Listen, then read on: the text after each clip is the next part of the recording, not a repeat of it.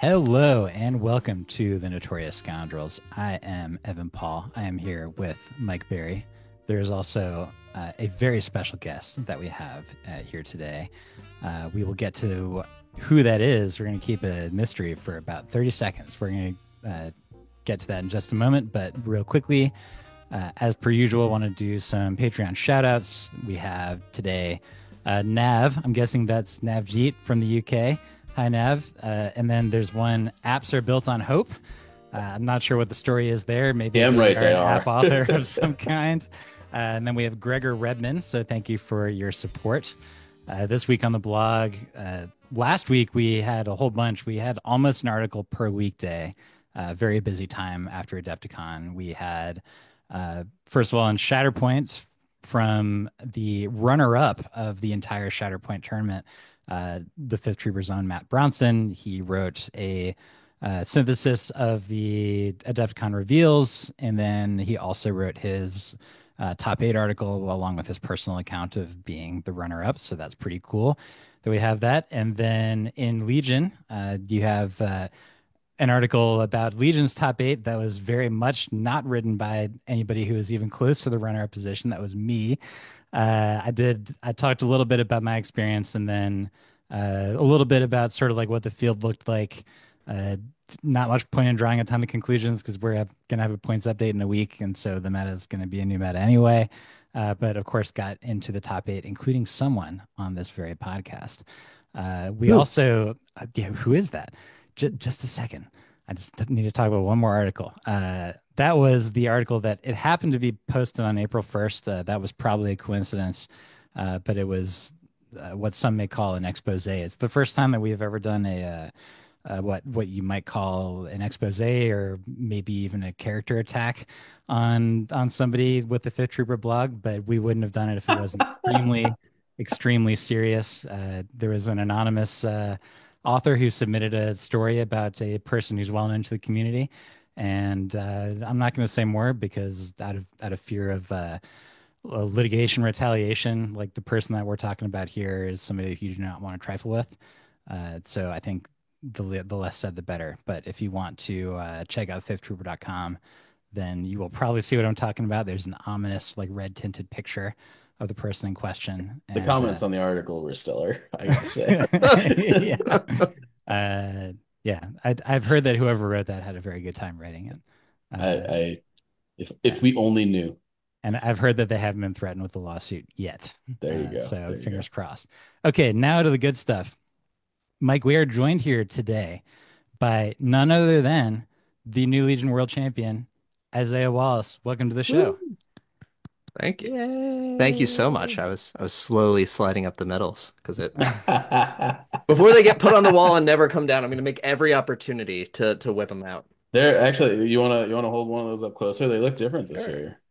Sure. Here you go. I don't know how well my camera will focus on it, but Now you can say Nice. pretty well. They've got like Yeah, an Aztec, like Dead Warrior vibe going on there. no, I they feel look like. mean. I got some weird looks walking through the airport on the way back wearing them. I was wondering about that because I know that you were wearing in the airport, and were people looking at you because like, what's up with that guy? He's gonna have to take those off for the metal detector. Are those metal or are they Oh 3D yeah, the printed TSA plastic? lady was not excited with me. I felt real bad. I offered to go back and she was like, "You're here now. We're gonna do it. Come on, let's go." So, Would you like to scan this solid hunk of metal? How heavy is it? enough that enough that they really like they get some clank to them. They're pretty hefty. Oh, They they're uh clanky. That's great. they hurt my neck after wearing them all day. If that's enough of a humble brag.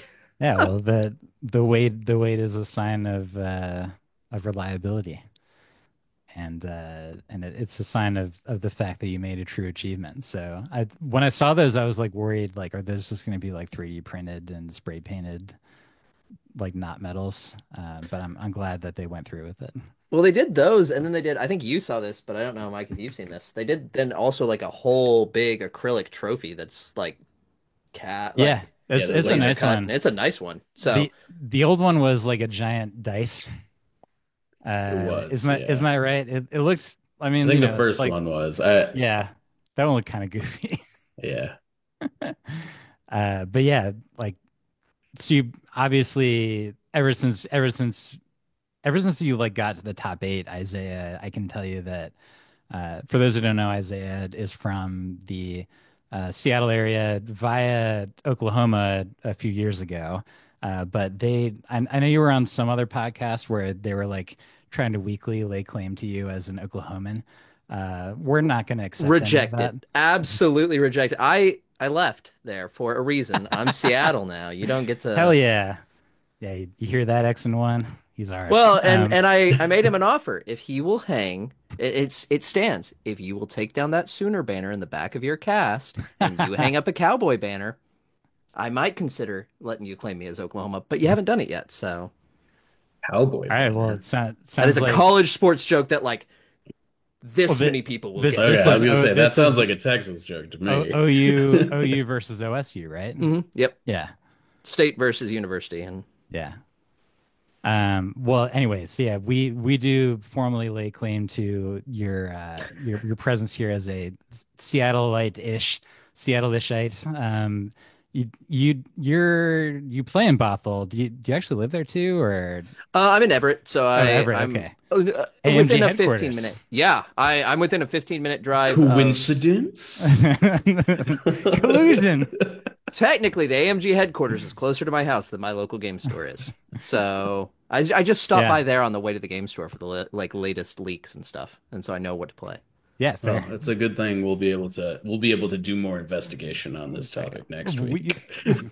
and there, I have a small anecdote to pass along about that very thing when we get to talking about Isaiah's triumphs. But uh, I was telling Mike and Isaiah earlier that basically today, hey, if you're not into the Galactic Republic, I got bad news because that's basically what all three of us are going to talk about.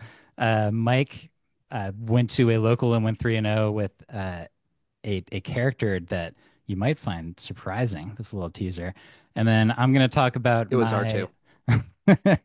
Well, you're not lying, but there's another one you might find surprising. I'm going to talk about my less than 3-0 performance at Adepticon with Wookiee Defenders, and I will maybe talk about some things that I think that Battle Force could use if there's people out there listening. And then we say the best for last is that we're going to be talking to Isaiah. This will be the main event about like what it was like winning Worlds with a list that pretty much nobody except Isaiah would have. I mean, maybe it's fair to say, Isaiah, you also would not have predicted that that was the world's winning list. Am I right? I made this joke to you guys before the stream, and I'll Yeah. repeat it for the listeners. I think more than it says anything about my quality as a player, it says something about our community that you guys let me win worlds. That really shouldn't have been the case. I'm not that list shouldn't. It's not that good, guys. And I, I love this. I love this, by the way. I'm just gonna, Isaiah's too nice to say, but I'm gonna directly target that comment at the United Kingdom, specifically, who did not make it to the top eight. I I mean, love they them so didn't much. they They were didn't bring the great. trophy back with them this time. It's ours now. We get to hold it for the next year. Yeah, And they were. since Worlds is mostly like North America versus United Kingdom at this point, because nobody else comes. I have heard some rumors that there will be some opportunities in place to make Worlds a little bit more worldly next year. That would be As a sick. quick Yeah. aside, That'd be Nice. great. but yeah, we'll definitely be talking most of the time about Isaiah's list. But Mike, let's start with you. Tell us Before we about. kick into my list, Oh, I I'm just sorry. Yeah, Mike, you have an announcement to get to. I yeah, I just apologize. want to remind people that the Richmond Open is taking place the weekend of, I believe it's 5/2. And this is important because May it's the going to fourth be weekend. May the 4th weekend. You got it. Yeah. It's in Richmond, Virginia, obviously. Hmm. And it's going to be the first I believe it's technically a GT. Um, Ooh. that is going to be under the new rule set, at least Get in those North dice. North America. So, um, come hang out. I'll be there. A bunch of people that were at Worlds will be there. Hmm. Should be a lot of good competition. Please, I will. link it in the description of the video. But we've got sweet tables lined up. There's a ton of prizes, and we're all going to be playing a new game. So it's fair, fair and open season for And the everybody. new GT dice roll great, man. They They're they look awesome. beautiful. Are they critting in black and Isaiah? I mean, if you watched my stream, everybody says it's because of dice. Like they're great. They roll real well. Yeah. One of our locals, Michael Stubbs, brought back a bunch of World's Dice and gave them out at the tournament we're about to talk about as Hmm. prizes to Sweet. everybody. Sweet. Everybody What a walked cool away with dude. like sweet World's Dice swag, which was really, really cool of him. Yeah. Um, so I didn't go to Worlds, but I have some Worlds Dice, guys, and it's only been like 2 weeks. Nice. Nice. They Yeah, do look amazing. And they do. as a They're beautiful. reminder, anybody who goes to the GT gets, I think, three of each. As long as assuming that it lines up with what they did last year. So start like I got quite a few, and I'm still gonna go to as many GTs as I can, partially because I just want to get those dice, man. And then you also get the foily command cards, I think. Yeah, I don't know. Honestly, I'm just gonna go to everything I can at this point because I'm like Yeah, like the everything that has happened in the last 2 weeks has gotten me super amped about just sick. everything. I painted my Bad Batch. I painted Kiadi Mundi this week. Bastila Ooh. Oh, to be Shan your is Jedi presently, Guardian. yeah, Bastila Yeah. Shan's presently in progress. Oh, time paradox. Yeah, crazy, right? Controversial. Hey, look, man. I might whip out I bought a long time ago in a galaxy far, far away. Mhm. I bought um Doctors, as in like Doctor Who. I have an 11th Doctor Oh, miniature and a 12th Doctor miniature, I think. Maybe it's 10th and 11th, whatever. It's Capaldi and Matt. okay. And they're my like my officers. But I haven't painted them because I never got to put them on the table. But now that we have custom commanders, I can have Yeah. Doctor Who lead my Republic army to justice. So excited about custom commanders, man. Yeah, yeah. I think those would be cool. And they have some people would be like, I'm going to put myself as a commander. Some people are going to be like, I'm going to pick this Jedi who is in like the corner of this shot over here in episode Yeah, two, yeah. or like I keep talking about the Jedi that gets punked immediately by Jango Fett. Uh, or some people are just going to be like, I just want Doctor Who to be my commander, and that's Yeah. awesome. It's like the best crossover ever. I I don't I'm know. still surprised that LFL was okay with that, and I'm extra surprised that they were okay with the nightmare that is the droidica-legged super tech droid. Uh, but hey, more power to him. I'm definitely excited about that. Yeah. Would you say it's the best thing for hobbyists that has happened for this game line since its inception? Because I gotta say, I think that's just like for the hobby side of it, probably the best possible thing you could get is a fully customizable unit. I think I think I would like to tentatively answer Ooh, that okay. question, yes, because I haven't actually seen the kits yet. Um, Well, but they seem pretty open to hobbying and modifying. So they it's basically yes. whatever you want to put on that model, you can, right? I do think that hobbying for 98% of people that like don't have access to 3D printers and all that stuff, like they kind of have to hobby with what's in the kit. I Yeah, think the Rebel that's Trooper fair. kits were like the first, or the Sleeper Cell kit was like the first kit that I was like really pumped about with all the alternate alien heads that like, and I think these boxes are just gonna have like way more of that sort of thing in it, I suspect. Um, Assuming that and assuming they've got all the options they're talking about, I couldn't agree with you more. But I do, Yeah. I reserve judgment until I see that sprue. If I ran a 3D printing site, here's what I would do is I would get something down that fits into the legs on the customizable commander, because Mm, their Ooh. rule is that 50% of the miniature needs to be like official AMG material. And so just use the same legs for everybody. Then you can put whatever you want on top, which is the part that matters. And so, that way you can go wild, but also stay within the letter of the law if you're worried that some player, even though this would never ever happen, that some player would be like looking at your mini and going like, I don't think that those legs our official AMG product, so I'm going to call the judge on you. Like no one's going to do that, right? Because Probably this not. No, isn't 40K.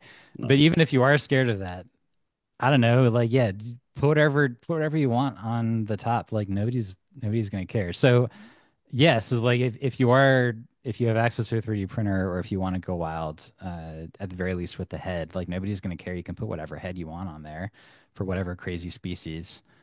Yeah, I think it is. I think it's a way to be creative while still being within the bounds of the game, and I think that that's really great. Yeah, for sure. All right, Mike, Yeah. let us now talk about the list that you took to a tournament this last weekend. Yeah. So I played a list that I am calling Yoda Yaddle, because it has Yoda in it and it has Yaddle in it.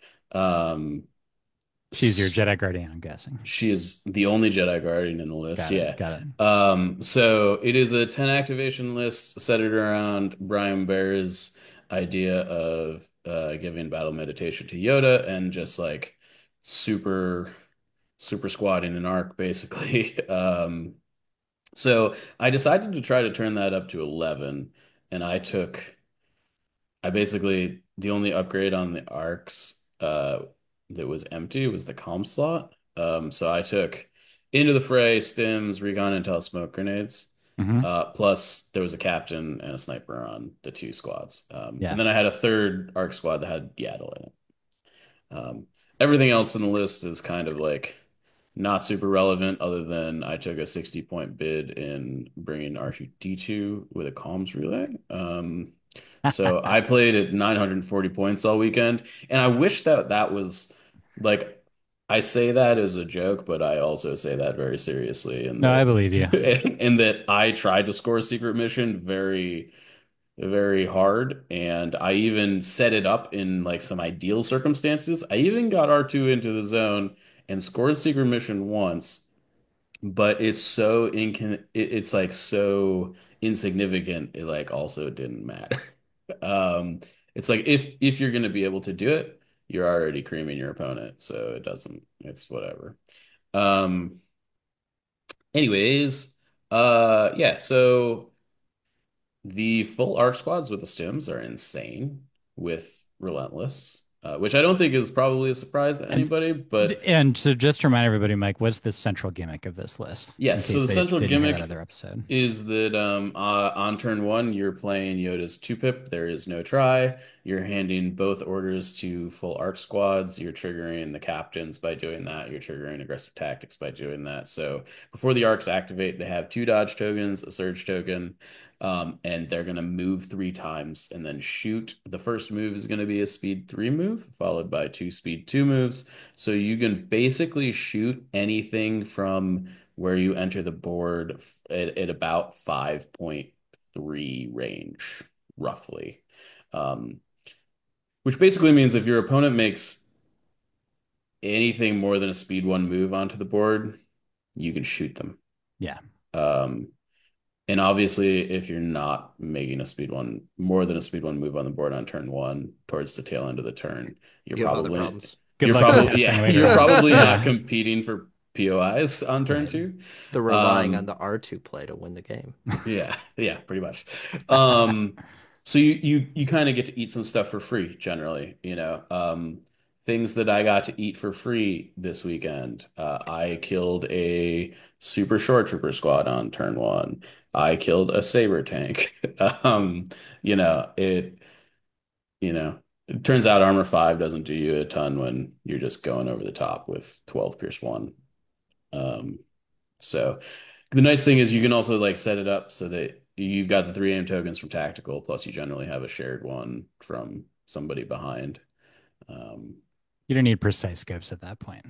yeah, I mean I think Recon Intel and Stims are required. Yeah, exactly. I actually was very surprised with how hardy the full ARC troopers were, between the captains, the stims, and then them going last on turn one and immediately flipping into Luminous. Hmm. Because you basically have four dodge tokens up immediately that either squad has access to, in addition to like they're just surging natively on defense. So basically, you get to fade the first couple shots into them. Yeah. It was with regularity, at least one of the full arcs was surviving to like play there is no try a second time, which felt really dirty. Um, Were you having difficulty keeping them in token sharing range? Because you mentioned being able to get uh, grab an aim or a surge from behind. Were you really able to do that with them moving so far up ahead? it wasn't an issue. Wow. You've got the third full arc squad with the Guardian, which generally like if you find like a pocket like that can share the aims on Yeah. its own, right? Okay. Yeah. That makes sense Um, with the tactical move. Yeah. Okay. yeah, and honestly, like just cohering backwards often is like pretty much good enough most of the time. Um, so yeah, that wasn't an issue.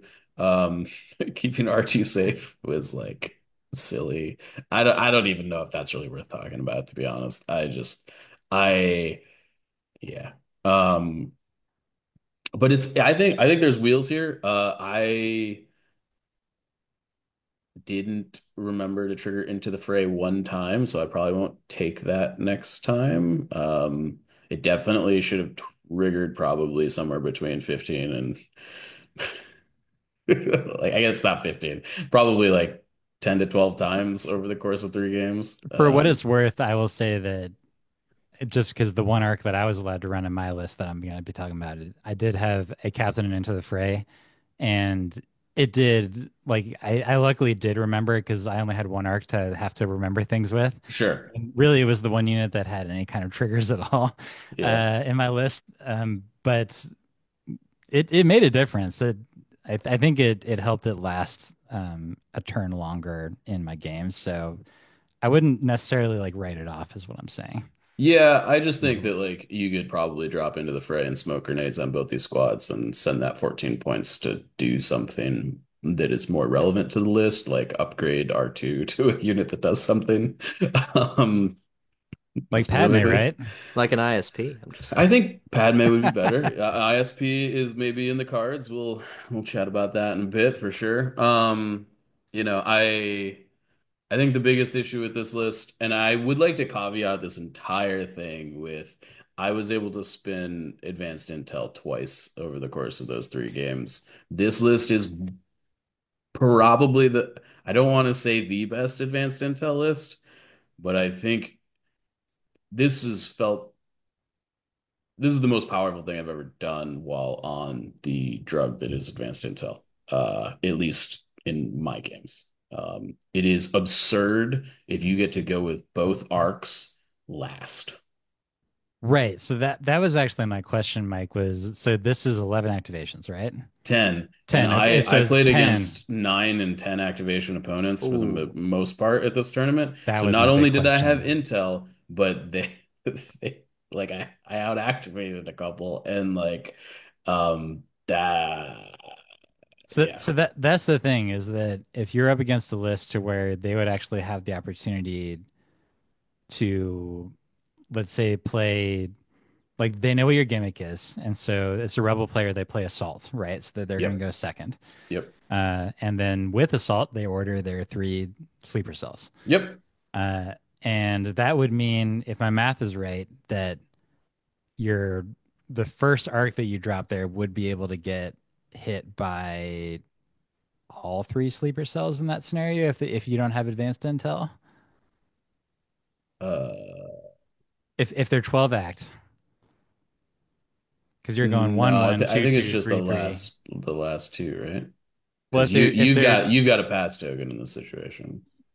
you do, yeah. That's fair. So it would get hit by two though. I think so, Uh, yeah. um, Still 24 black dice. That's Yeah, it's not nothing. You the might right. you That's my question yeah. mainly is like, what would it do against a sleeper cell list that's 12 activations and they have order control in their sleepers? I think you're sort of maybe trading like two-thirds Hmm. or a full arc, but I think probably closer to two-thirds, assuming you have sharing up properly Yeah. of an arc for two units, I think.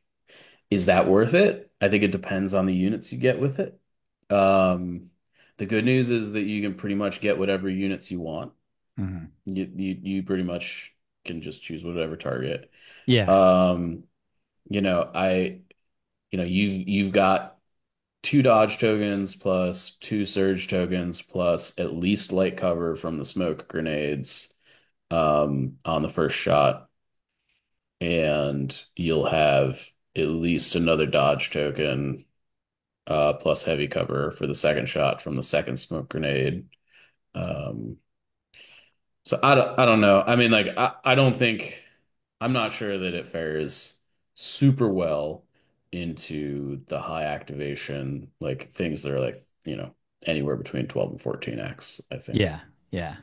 Um, But for what it's worth, if that first start gets to come out after their first sleeper cell is out, and if that is gettable at all, which it very often will be for the reasons that you talked about earlier. you can definitely one shot it. Yeah, I mean that's the thing is that that arc can just like take care of that first sleeper cell they deployed, and then they deploy sleeper cell two, shoot at arc one, and maybe And do some damage. But then arc two is coming out at their sleeper cell two, yep, you eat assuming that that you got one. the first one, and then but in the meantime, those sleeper cell shots, even though they're gonna do stuff, I think it would take like three. I'm not joking about this. I think it would take three full sleeper cell shots to actually take down an arc in this list. I think that that's very possible. The full arcs are basically 8 health surging red saves with Right, dodge token and cover. right, and It's stims Oh too. yeah, well the the stems. eight is Yeah, considered in the stims, right? Yeah, yeah, sorry. yeah. I was That's forgetting Um, about right. those. I was doing your math and I was like, I'm not there with you. And then I yeah, forgot about the yeah, stems. Yeah, that makes Yeah, sense. because you kind of have to kill them through stims, otherwise they just charge you immediately. right. Yeah. You know, But that was also the idea with the smokes is that if you lay down the smoke and you have two suppression tokens, then you have heavy cover you wherever got you are. yeah. And so that like adds to the math in terms of what your opponent has to deal with. So yeah, even in that like quote bad scenario, it doesn't seem like all that terrible. And if the sleepers, for instance, were going to be the only thing that was really going to threaten to like kill Yoda in their list, then even though it's not our favorite Jedi, Mike, it's not yours either, Isaiah. I But mean, it is Yoda certainly can my still take favorite care. Jedi, but it's not the best Jedi by any means. Right, I understood. Sorry, Mike. Yeah. But he can still do some stuff. He's just Like so slow. he's so My slow. God. I put recon mission on him in my second game, and I could not believe how big of a mistake it was. I could not actually get him into range of two enemy units on turn two. I'm coming. I need to scan My you. yeah, my opponent just like kind of pulled back, and I was like, well, It I sounds terrible. I guess I'm not. I'm like either recon, like I'm blowing burst of speed to just like double speed three move like Yeah, into my And then yeah. you're opponent's, stuck. and then I mean, or you got to play as one pip, which means you're not ordering the arcs probably. Well, is But there a you're way to still get only getting Chewie on that two list? on that turn then, Yeah, which is a pretty big loss, right? Yeah. yeah. What's that, Evan? Is there a way to get Chewie on that list? I don't. So I think there's a few issues. The list. I got really lucky in my third game. I think I should have lost the third Hmm. game. Uh, Anakin ended turn two in melee base contact with a full arc unit. Yeah. I had no way to get him out of there. Anakin was full health. I was like, I like my list's whole thing is like killing your units wholesale, so there's no way I'm not gonna trigger tempted.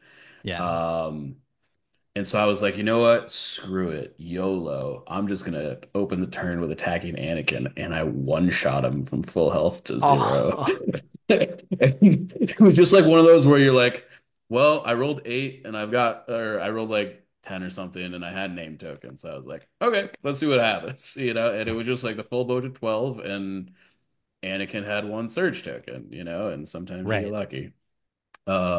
But if that hadn't nice. happened, I think I would have lost that game because I didn't have force push. So I think not only do you need Chewie, but I think Yoda has to have force push, which means you're like down an act on this. I Yeah. don't. Yeah, I don't know. I think you probably have to cut all the shotguns. I played shotguns with Z6s and like go with a bunch of naked core and stuff, and probably cut Yaddle and go like full MSU style to like jack this up to 11 activations with force push. Is the route I would probably head. I think you got to take pikes, Pikes, yeah. capo and core to like continue to like whittle Mm, down the points that you're spending on things that aren't full arcs and Yoda. Um, you can get it it's to pretty 11 whack with list force at this push. It is. point. It's yes, it is definitely a whack list. No questions asked. But like if you're gonna go all in on the gimmick, you're gonna go I think you kind of gotta go all in on the gimmick. Um it's definitely good enough to like win a tournament, I think. But is it consistent enough? I I shot a saber tank with 12 dice and rolled 3 hits and was really not happy when my aim tokens didn't net me anything. So Mm. sometimes it is gonna fall flat on its face, and you know, Did you play a CIS list with it? I didn't play a I was CIS. gonna ask how it's like They stacked up to probably would have some. out activated him. Yeah. It would have, but I actually think that like I'm not sure how big of a deal. I actually think the Arcs should eat aquas for breakfast. You should be able to probably put at least 2 to 3 aqua models in the ground with one shot. Um, and The Pierce would help because yeah, you're probably gonna have 10 hits with Pierce one coming into them. likely, Uh, yeah, and so yeah, they would have to if they saved Lose 3. 2 to armor, so you'd go down to Yeah, right. 8. Well, that's what I mean though. You're starting with 12, then you're Oh, losing 2 to you're saying armor. full yeah, boat it and then Yeah, down to okay. yeah, full Yeah. boat it, and then like I don't know. I guess their average save would be 3 or 4. yeah. Uh, I think you're yeah, almost certainly getting 2 models with yeah, the first yeah, for shot, sure. right? Yeah. And then you could And finish it then off. you can either shoot whatever was behind them with the second shot, or you know finish eating the unit. I think the thing with the separatist list is I don't actually think they have that great of a crackback on turn one. Like the rebel lists are like, I'm gonna hit you with a sleeper cell. I The think a CIA, B2 list would eat that for breakfast though, right? I think the issue with the The B2s B2 is the dice aren't B2s modded. won't be in range turn one.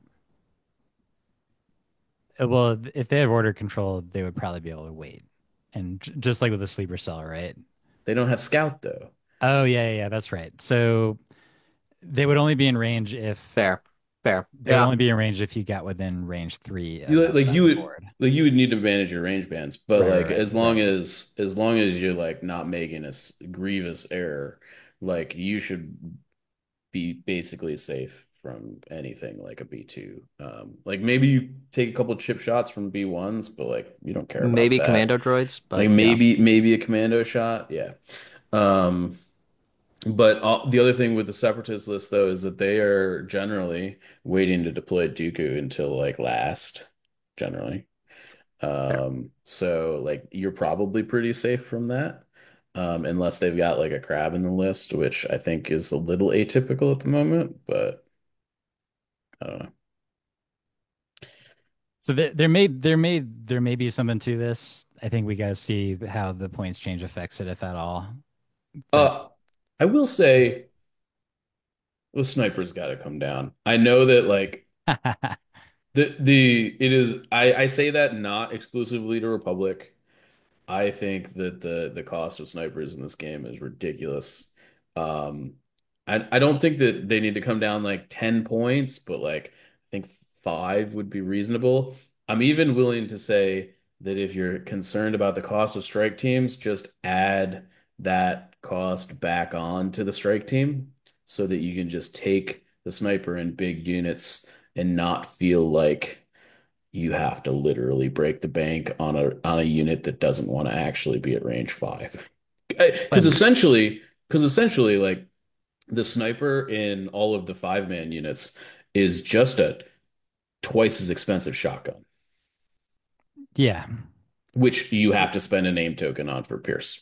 And unlike the other In factions, yeah, there's no saboteur option to like make the unit specifically in cheaper. Republic, yeah, Right. there's no like, not that like naked arcs. I mean, you could I think, make the argument that the Jedi Guardian is kind of like the Saboteur. I guess you're right. Yeah, But that's fair. I don't know. Yeah. Um, I don't know how about you guys feel about the snipers. I know that like a lot of people over the course of this game's lifetime have, um, you know, felt a lot of pain from the sniper rifles, but some of us like playing with them. I wasn't even playing when they were infinite range, so I didn't even have to feel that pain. But It's really fun, but it's part of it is most of the time you can't put them in a squad that's compatible with it. yeah, So you're only getting that one. You're basically paying the whole model or the whole unit cost for that one model, like with the Yeah. strike teams. And so effectively, like for Gar, it's like what a 60-point sniper It for is nothing. 63 points. Yeah. Yeah.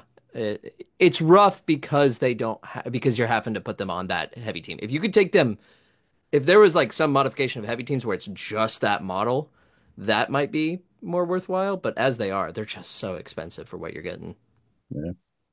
I will say the late game when you're running a really high activation list with a bunch of strike teams, it is sort of funny and surprisingly effective when they throw the rifles down and they just like are double move charging into enemy The attackers. the fact that the Arc Strike team has charge is like Yeah, kind it's of hilarious. Like it can it make for is great wild. game states. I Yeah. actually think the Arc team specifically probably 63 is like fine. Like I think one of the things with the new edition is like I don't think that we've quite figured out what the this is maybe a good question for you, Isaiah. Ooh, Like fun. what do you think a reasonable like base cost for just, hey, I'm an activation and can score points is? Um, because I think that sometimes for a lot of these units, For just a theoretical unit that's only being used as a point score. yeah, like riot control. Okay, so what? There it is. I was waiting to I see wasn't ready for what's that. the Okay, example he's going to throw out what's there. so specifically using riot control as an example. A red, like mainly looking at model count and saves. Yeah. So 4 health, red saves. So you're 8 unmodified hits coming through to kill you, more likely with cover somewhere around 10 to kill Sure. you. Hmm. Um, I would probably put that unit somewhere around the cost of what a B1 squad is. Sure. So I would say in the range of like 35 to 40 would be what I'd put it at. 40 might be a little 40 is high probably on that. But I think 35 points. Well, red saves are not nothing. I mean, that's going to keep you alive for a little bit on a point. Yeah. Uh And I guess the other thing would be you'd be limited by what slot you're sharing. So if you're sharing infantry slot, probably a little bit more because I can see a lot of people would take that just to fill out the 3 infantry slots, right? If Yeah. you were putting that in a special forces slot, I could see you knocking that down probably closer to 30 or something because you're giving up the slot to hold it. But if it's in the infantry slot, I think you'd want to make it a little bit more expensive just because a lot of the times I feel like most people want to run something really cool and then infantry is the well, I have to, fill out kind of thing. Yeah. I'd say 40. I was going to say UX slingers are 35 points, y'all. They're Fair. pretty And cheap. I, that's 6 minis and they actually can sometimes do stuff. Well, if you drop into white saves, that number goes way down. Like Yeah, that yeah, number for goes sure. way For down. sure. For sure. yeah, I guess like I'm with all of the like higher, I mean, obviously your list was the lowest activation count of all of the lists that were in the top 8 at Worlds. Yeah. Was it really? Um yes, by a significant margin. I think the average was like 12.5 roughly. I knew that. I didn't Um know there was any. I didn't know it was the lowest. That's cool. yeah, yeah.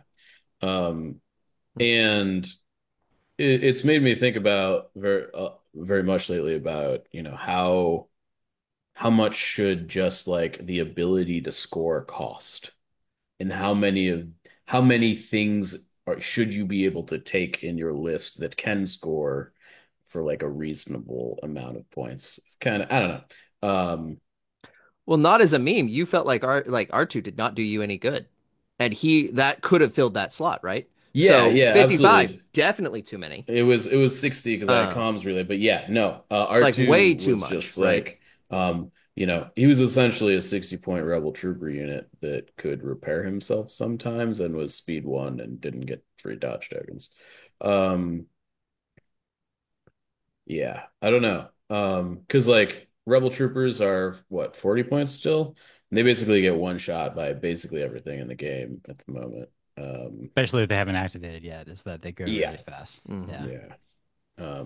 They're kind of my like, this unit is worth one victory point on recover the research, like, and then it But dies. by the way, to put some numbers on it, average activation, if we take as a out, average activation count is 12.3. So Okay. that's five 12 activation lists and then 2 13 activation. And then there's old Isaiah down there at 11.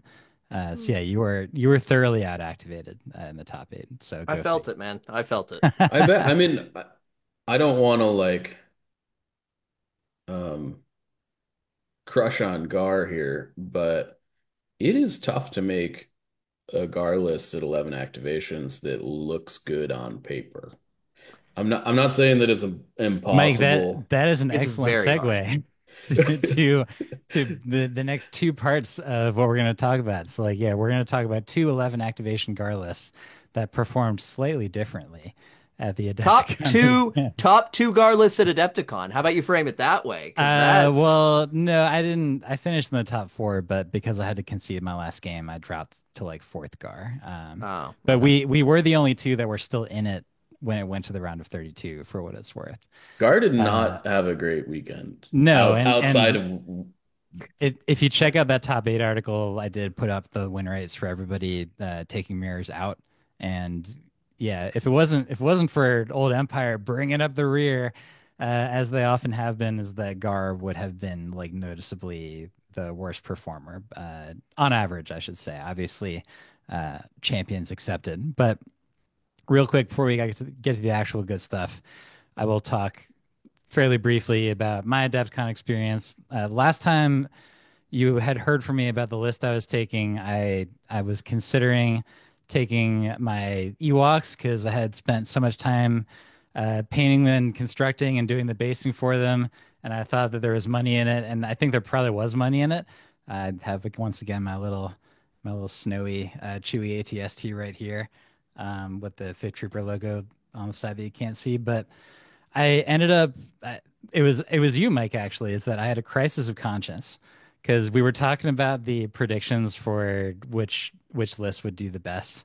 And by the way, I think we should tally up those numbers for like the next episode to tell people how well each of us and then that other dude, I won't say his name, like how we did when we were trying to predict that stuff. But I had this crisis of conscience in that I was talking about how I think Wookiee defenders are actually pretty good, and then you Mike were like, "Well, obviously you don't think they're that good because you're taking Ewoks." And it like that comment hit me right here, right where my heart is, you guys. It's on the right on your screen, but I do know that it's actually on the left.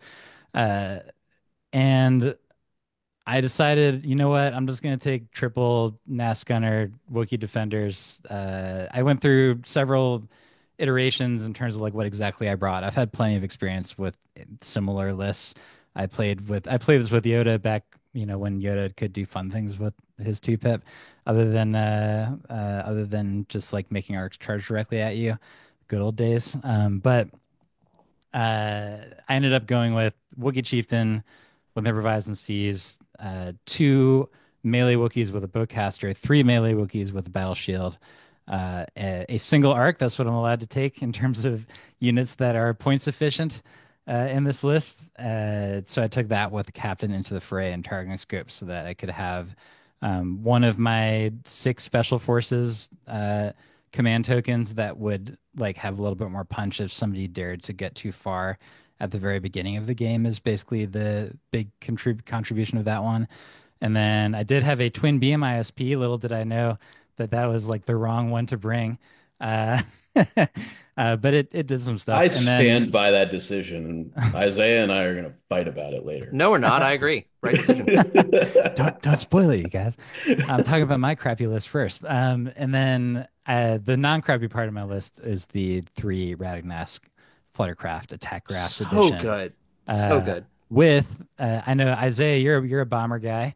Oh, So huge. that's cool. I'm a gunner guy. Just Oh, and my main reason for that is because I'm less likely to get devoured by a sleeper cell with the gunner is that I can run in the opposite direction of sleeper cell while Hmm. still like achieving some things sometimes. There have to have a little bit of turn one alpha and then have to be objective annoyers to go to Hmm. your opponent's weak side, specifically, like away from where all of their bigger guns are, hopefully. And so, if they have a couple core that are trying to like hold down a home point, which would normally be safe in a game without speeders, is you can just send all your fluttercraft at them and buzz around them, probably not die, probably do get kills on them, and then all of a sudden you've like captured their back point. They're great on breakthrough because, usually on breakthrough you have to like, at least the way I think about it is that I think about it having an offense side and a defense side. Like one side where you're basically just like trying to keep your opponent from being able to actually secure it. And then on your other side, you're like, okay, I need to secure my opponent's point.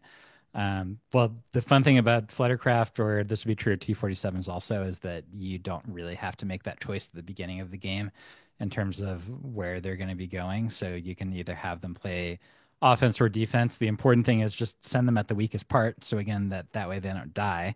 But usually, like it becomes clear what that is, and then they can get there fast. They can fly around, harass, and I think I played Breakthrough like between Sunday competitive and league games. I think I played it like 3 or 4 times over the weekend, and I would deploy them very conservatively, but then once the game state is known in round two, you can just send them at the weak side, and they secured the opponent's point every time. And they're so So fast, yeah, man. they're They're so ridiculously fast. fast. Um, I did uh, I at least won my very first game, which happened to be on stream. It was funny because when they announced the first stream table, I was like, "Oh, good, they didn't announce me because I really didn't want to start on stream." And then David Zelenka, because he's a jerk, David, he saw that I was playing against Jordan, who's also known as Luminous Gaming. He's one of the admin slash mods of the Legion Discord, so he's well-known community member, and he had a Shadow Collective list. And so David, like the jerk that he is that he changed his mind over what the stream table would be, and he yanked me in there. But David made the uh, right choice. yeah, well, it was hopefully a fun game to watch. Something that I'll admit is that I went back and looked a little bit, and I saw one person in the chat who was throwing shade at me for not attacking Maul with my first activation of the ARC Troopers. And to make a long story short, that would have been a good idea if I truly understood the rules of the game. But what I told Mike, you're gonna laugh at this, Isaiah. This is the difference between a world champion and somebody who just like sometimes pretends. Is that I'm I excited not to know this. All I right, let's go. thought I thought that the 2 point play in Surface Scan was a free action that you could take at any time rather than being an end of the round thing. And so Oh, for I when the other one is dropped, or right, exactly. And mm, so I like activated my hurt Wookiees with a battle shield right away so that I could flip the shield to defense. Talk about that in a second. Um, and to like get a bunch of dodge tokens on it to keep my scanner from being dropped. And then Maul, who did have the other scanner, I was like afraid that he was going to instantly score 2 points. If I had known what the rules were, then I absolutely would have activated the arcs first and then just smacked Maul for another 10 dice because The game just would have I immediately did been have over. priority. So I would have, if that went as planned, then I could have maybe won the game earlier. But instead, we made it. It ended up being more of a game. I did pull you it made for a out. good stream game. Yeah, I guess it made for a better stream. I For think some the only people, there were some of us, some people who were literally pulling their hair out, this is like, why is Evan so watching bad at this game now? their co-host I'm make sorry, Mike. decisions that were completely and utterly befuddling. Yeah, yeah. Well, what was funny is that I actually learned what it did halfway through that turn, and I was like, oh, I've really been messing up. Anyway, the thing that I'll say is that if you want to take a look at how fast flutters can be, is I deployed them in like in the middle center of my side of the board, and on round two, this shifting priority is one of the flutters, and this was the plan the whole time. Is that it just like did a triple move and went from my center middle directly, like all the way on my edge. It went all the way to the far side shifting priority, like the one that was on his side of the board, and it captured that one because he did not deploy anybody to protect that side. So that is the fun part. I also activation. I killed an entire Black Sun activation on round one with the move that I talked about in a prior podcast, where you deploy at an angle, then they're in your side arc, you flip it, shoot, and then with your second action, you run away again because you don't want to get shot and die. But it works against red save armies. The problem is that most of the best armies, present company accepted Isaiah, in the game right now are white save armies, where Hmm. instead of good saves, they feature a lot of health, and that's where the whole bowcaster strategy starts to really come apart. I ran into a couple opponents, namely Brian Bear and Nicola Bukaya, uh, who just absolutely demolished me. It didn't help that they both ended up in the top four, and they're very good players, a very good list, but they both just obliterated me. And so it was him and Nicola in my heat. I still managed to like scrape my way into day two, just into top 64, despite being 1 and 2, because my strength of schedule was so good. And then I won my first game, and then I played Nicola again on day two. And He's so good, man. he's really good. He's Actually, smart. I think I'm gonna take this to actually speak directly to Nicola, if you'll pardon my French, so to speak. Just hang on for a second. So, also pardon me if any of you are native French speakers, then I apologize ahead of time. Désolé. Nicolas, j'étais encore à te remercier pour les parties que nous avons jouées. Même si j'ai été anéanti avec une élégance spectaculaire à chaque fois, j'espère que tu as la place dans le top 4, I should say, inspirer toute la communauté canadienne des légions, un peu comme une lueur d'espoir dans l'attendre. Pendant que de l'autre côté de la frontière, l'influence de Brian Bear s'évapore comme une latte oubliée solaire. Franchement, je préfère perdre 1000 fois contre tes chefs Wookie en round 1 que devoir affronter encore une seule fois ce monstre. So Was basically, not ready for the Brian Bear. yeah, I hope he wasn't either. But here's what I said so that people don't get frustrated. It was Nicola. I would like to once again thank you for the games we had, despite how resoundingly defeated I was both times. I hope that by reaching the top four, you serve as an inspiration to the Canadian Legion community in the same way that I hope Brian Bear's influence withers away in the United States. I would rather I lose 1,000 round one Wookiee chieftains to you than to play one more game against that monster. So there you go. I hope it didn't sound too much like a fool. But yeah, as I mentioned there, Nicola killed my Wookiee chieftain with two aqua shots in both games.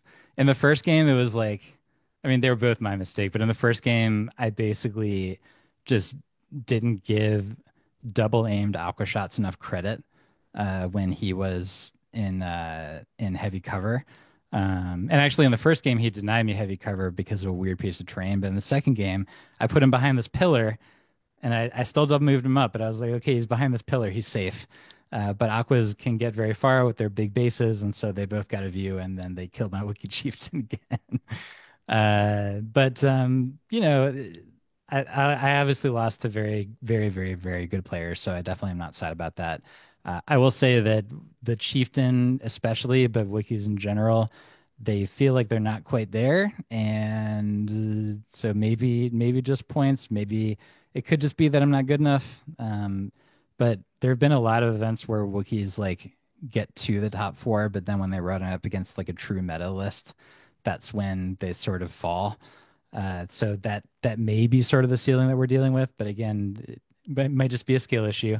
I will say that what is not a skill issue is the fact that their command cards do almost nothing, They and need that they need a cheaper character than Yoda that brings some sort of command card that effects. would be nice. It If feels they could like get they good command cards, they'd be competitive, I think. Yeah, and that was Just the that's reason all I they're played missing. Yoda before, was to have good command cards. And then, the recon intels got more expensive, and Yoda was no longer able to guide and say a charge from the Wookiees anymore. That was obviously a big part of the previous list.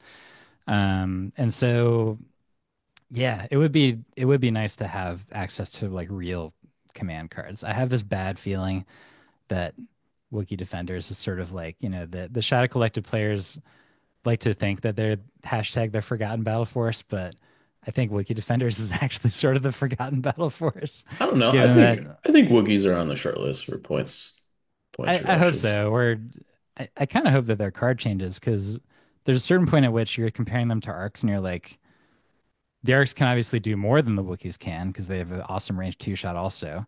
Wookiee range two shot with the bowcaster is not terrible, but it's also not an arc shot. But at a certain point, my question is like, how do you set apart these two charging units in Gar? Hmm. And so I feel like they would benefit from some kind of a card change. I've talked about Spur before as being sort of my dream, because that No, would please God, no. We don't maybe that's need too burst of mean. speed. You- We're Wookiees. Yeah, but they have to take suppression tokens, Mike. It's no Yeah, big deal. whatever. No, no. They've It's true also that got it's true that they I Indomitable. was roll them gonna off say right. they suppression is nothing to them. Those Yeah, just no, don't I, need I think I that. was suppressed once the entire tournament, so that part at least was I nice. I do have a question for you Yeah, yeah. Go though. ahead. I think you might have been on a plane when the rule came down Oh that yeah, God, um the rules drama. the Wookiee the Battle Shield Wookiees um Yeah. basically I forget I don't even remember exactly what the rule was now, but it nerfed them significantly. Well, uh, for what it's worth, Mowgli, who asked the rules forum question, he did apologize to me Okay. Can you because enlighten us again what to was the rule? Yeah. exactly what it yeah. was? So the ruling it had to do with the original rules drama that we talked about a couple months ago, which was the idea of what is the definition of maximum speed. So just like an immobilized token, the Wookiee Battle Shield defense side says that your maximum speed is reduced by one. I think that those of us who don't like to sort of like theorize about how to make life less fun for Wookiee players out there, thanks Mowgli again, uh, It's would engaging, never have isn't it? thought of this, Yeah, I don't think you but can withdraw. but because the phraseology is the same between an immobilized token and the Wookiee defense battle shield side, is that it functions exactly the same way that an immobilized token does, which means that the thing that everybody knows is that your base speed when you're just walking around is one. Like that's the part everybody was clear on. But it also means that you cannot withdraw, uh, you cannot climb. You can't be force pushed, which can often be a bonus, I guess.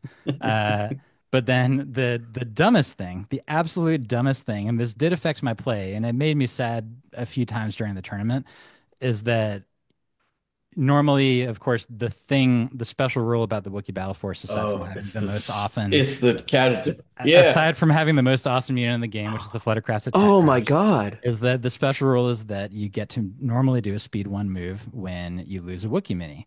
Because losing a mini is a big deal. That's three wounds and that's a quarter of your stuff, blah, blah, blah. Well, when your battle shield's on defense, you can't do the free move. That's It's the horrible. I biggest, hadn't even it's the thought about biggest that. It is, no-go it ever. is, it is I- the dumbest. It it sucks Somebody because posted that in the Discord, and I was like, "Oh man, I convinced him, or at least swayed him to play Wookiees like three yeah, days thanks, Mike. ago." Um, I'll it's not something that affected the game state beyond round one very much.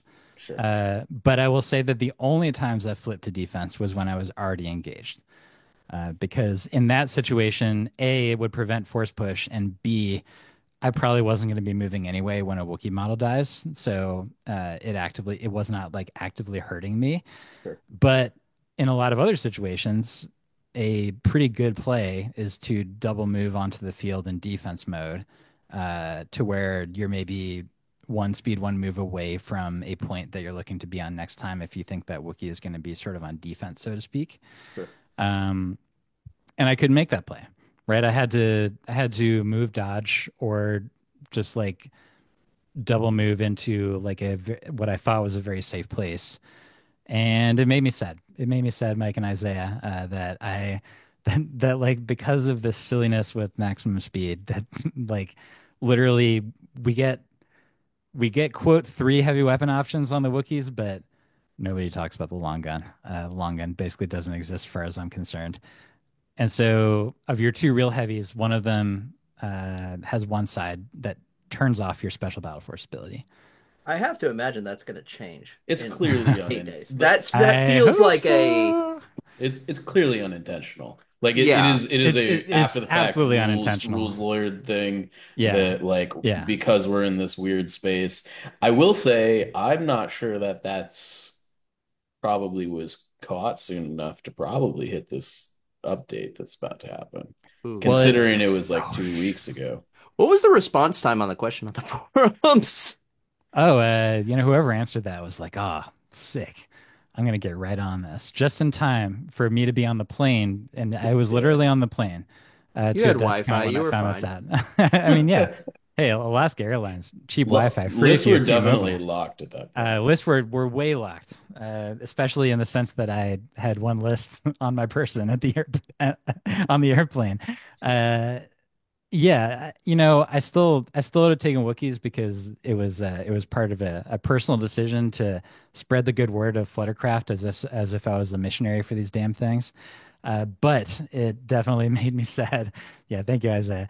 It definitely made me sad that I literally couldn't do my Battle Force ability with one half of the Battle Shield Wookiee, the which was the mode of units that I took. That was the unit I had the most of in my list. That's Was Battle 50% of Shield why that Wookiee. battle force is like of that battle force's whole thing. It's that and As the the free special move. fluttercraft. Yeah, Yeah. those are the only two things that make it worth taking. Yeah. Maybe if experimental droids, if they were, maybe instead of the changes that they made, they were like, you know what? BX doesn't get to spend those surge tokens to do cool things. You Maybe can't that would use have been surge fair. tokens in this Yeah. army so Or long like, as you have BX droids. yeah, the surge tokens are only for snails and B1s. That's basically what it felt like. So yeah, that wasn't fun. But Fluttercraft are very fun. Wookiees are generally fun. I hope that they at least get cheaper. Be extra cool if they get a new card. Please give us real command cards. And that's the end of my diatribe. Thank you for listening. All right, let's get to the good stuff. Isaiah, Yo, Mike did well with a sort of off the wall list. I did fine with a mildly off the wall list, I guess. You won the world championship with a list that even you, I would say, is quite off the wall, which is part of why it's awesome. you are more Uh, charitable than I would be. I'd say it's a stupid list, but yeah, that's off the wall is a fair way to say it. so, we've I've been sort of like seeing your Legion career. You only got into the game in Gen Con 2023, and Hmm. then since then I've had two Evergreen opens where I was acting as a judge for usually the games that aren't Legion, but I was able to see that when I before I even talked to you, you were the guy who brought two ISPs and three Flutter Bombers to Evergreen, and so Yep. I was a big fan right off the bat. Uh, and then later on, we did actually get to play each other for the first time. That was like new in 2.6, and I was way far away from understanding what these rules were, way farther than you, because you like. First of all, you killed Anakin with flutter bombers like really early on because I was stupid enough to sort of like leave him out on his own. And then you also bum rushed the center point on close the pocket with incredible speed with your ISP, and Uh-huh. that game ended very very quickly in your favor. But since I then, remember being so excited to meet you and then just feeling so bad when and turn one then you Anakin were was dead. And I you was were like, so well, disappointed. guess I'm not Uh, making a friend today. That's it okay. it was turn two, by the way, that Anakin died. Oh, okay. Yeah, yeah. You got three damage on him turn one though. That's Yeah, impressive. yeah. Well, because he part of what I hadn't anticipated was that using the side entrance, so to speak, on close the pocket, Hmm. with a Fluttercraft is that they really can. Anakin was behind cover, but it doesn't matter against Flutter Bombers. They just like fly over you, and then you're just taking some dice. And also, deflect doesn't auto activate against an overrun attack.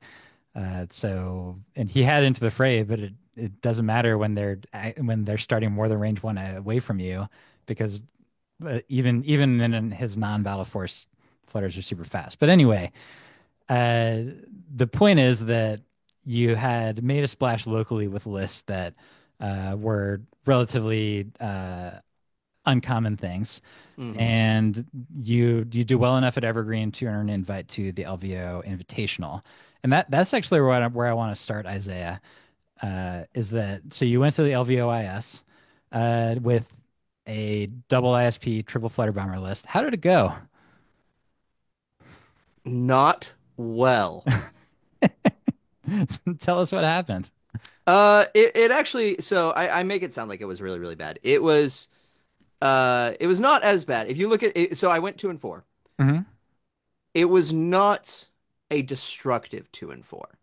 I feel like of the four that I lost, one was a blowout and three were Okay. relatively close games. Yeah. Um, I think two of them in particular, I can tell you a singular gameplay mistake I made, Oh, where one of them I left one activation shy on a base and was able to double move with a do back and then also I don't remember if it was compel or what it was, but got enough moves with a do back that they were able to right. make the base, and I misjudged the distance. And one of them was it came down to a very close dice roll. Okay. But all were good games. Um, but I was not. I think for part of it was I had never really played a major tournament outside the PNW, and the caliber of players were was Yeah. very, very high. They were all very, very good guys. The only person that I care about that I beat was the guy who ended up winning LVO. I beat him in our skirmish game the day before when we were just having fun. So I Yeah. guess that's the only It's one I pretty care sick. about. But no, it was a really big struggle. Getting the value out of the flutters. I feel like I didn't have like you said. I kind of was known as the guy who just brought the off the wall units, and there was not a huge list identity outside of fast, which Hmm. is, I mean, is something that matters. That counts for a lot. Being able to pivot quickly, being able to take points that people don't expect, and it's an objective game, not a kill game at the end of the day. And Yep. so being able to say, okay, well, I'm not going to win this. I'm not going to win this one, and you have three activations here, but you only have two here, so I'm just going to, move my flutters three times, and guess what? Here we go. Was very, very nice, but the people who were more likely the players that I felt like I was more able to catch by that locally were not present at an Hmm. event like LVO. I feel like I kind of got they were more attuned to I need to have an extra activation here because that flutter can make it and that flutter can't and so I struggled a little bit more there playing against players of that high a caliber. So that was kind of one of those things when it was like, oh well, the main trick I was going for with the flutters didn't really work. And with the invention of or the release of Sleeper Cell, Flutters took especially Yeah. the bombers took Yep. just a beating. And so Yeah. I have not been able to get them to work since then. I would really like to, but I have not been able to. I still Uh, wouldn't try with Sleeper Cell out there. I still wouldn't ever try personally. I I want to make Maybe it I'm work, giving but up too fast. I can't figure out a way to make it get a point parity, like get to where it's worth the points, Yeah. and it's Yeah. not Yeah. just The falling apart the bomber's basically in still one more time. expensive than the gunner, and it feels like it should be the opposite to me personally. I don't understand the love for the gunner. I really don't get it because I think the bomber has such a. I mean, to be fair, it's a very similar argument for the beam ISP versus the other ISP. Sure. It is a more restrictive attack where with the beam it's the the range one of each other lineup for your targets, but with the bomber, I mean there are some times where it is the most devastating in the world to go. I overrun you. I turn around, I overrun you again, and then I shoot you with my pistol. And I put three suppression on you, and I've rolled four red.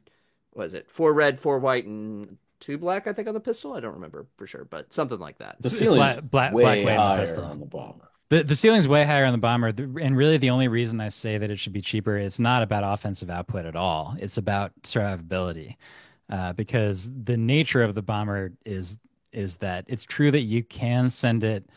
The ideal scenario is Yeah, that you can send it at a weak side flank, and that it's bombing, like a couple core that are out on the edge who are not going to be like threatening you back. But if it is more of a central game, if there's like a scrum in the middle and the bomber needs to contribute, then it can just get one shot by sleeper cell.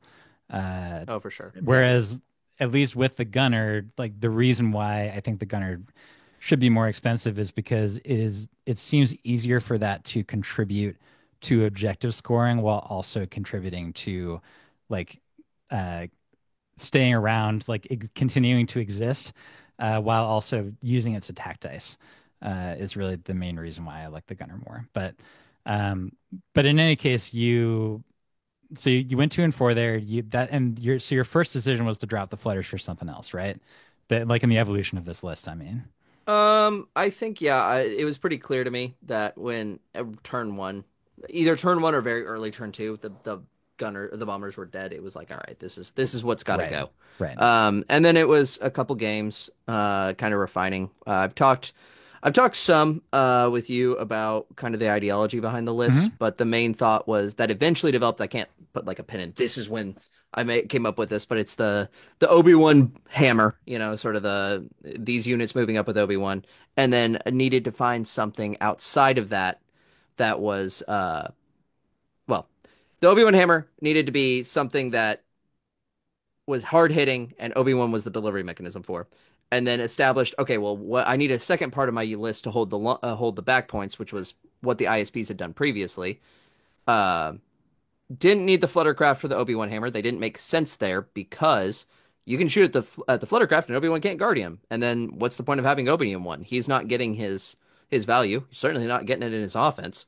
Hmm. So the Fluttercraft didn't fit into what I was trying to move to. Yeah. And they not through any faults of their own, through the fault of Sleeper Cell, I just couldn't make it work. So I pulled them off and then went to sort of trying to figure out how I could more organize into something that could throw more meat behind Obi-Wan's push and then put more value into something that could either be outside of that range where they're not going to get touched like the Commandos did, or put them into something that has armor and is, quite frankly, if you're shooting at it, you're not getting your money's worth most of the time like the ISPs, right? Right. And I think let's talk about the ISPs because Mike, I think you have something you have something to challenge Isaiah on in terms of the weapon choice here.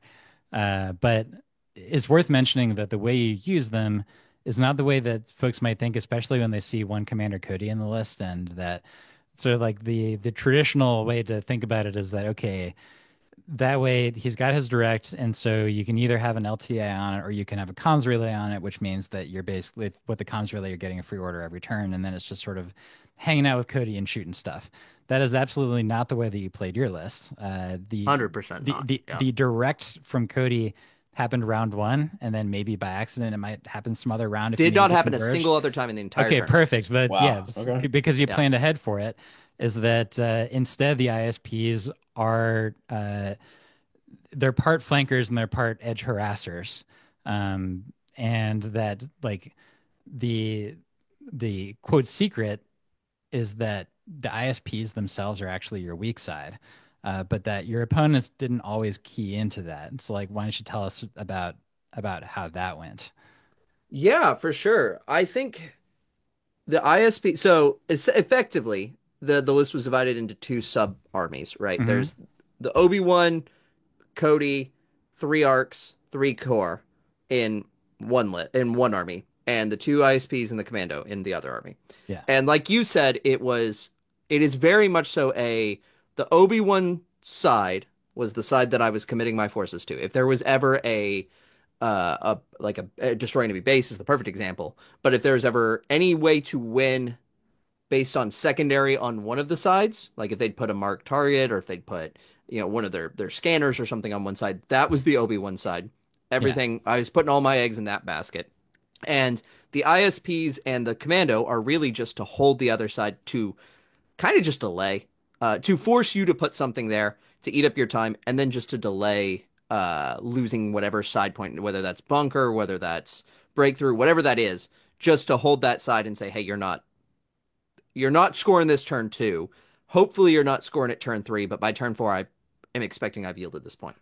But part of what developed sort of throughout the tournament and was not something I really planned on going into it was I Hmm. started almost every single game deploying both ISPs and the commandos first because on a lot of these objectives, um, it is kind of dependent on where you start putting your army, and people will just kind of parity with you, and you'll go back and forth, and it'll be all right. Well, Yeah. I put a commando. Will you put is something that's roughly equivalent? Well, I put an ISP. Will you put another 100 point unit? I put a second ISP. You put another 100 point unit. And by that point, it seems like this is my side. This is where I'm committing my fight to, Yeah. and especially with Cody in the list, people think, oh, also Cody's going to go over here, which probably means at least another core is going to go over here for backup, Right. Right. if not more.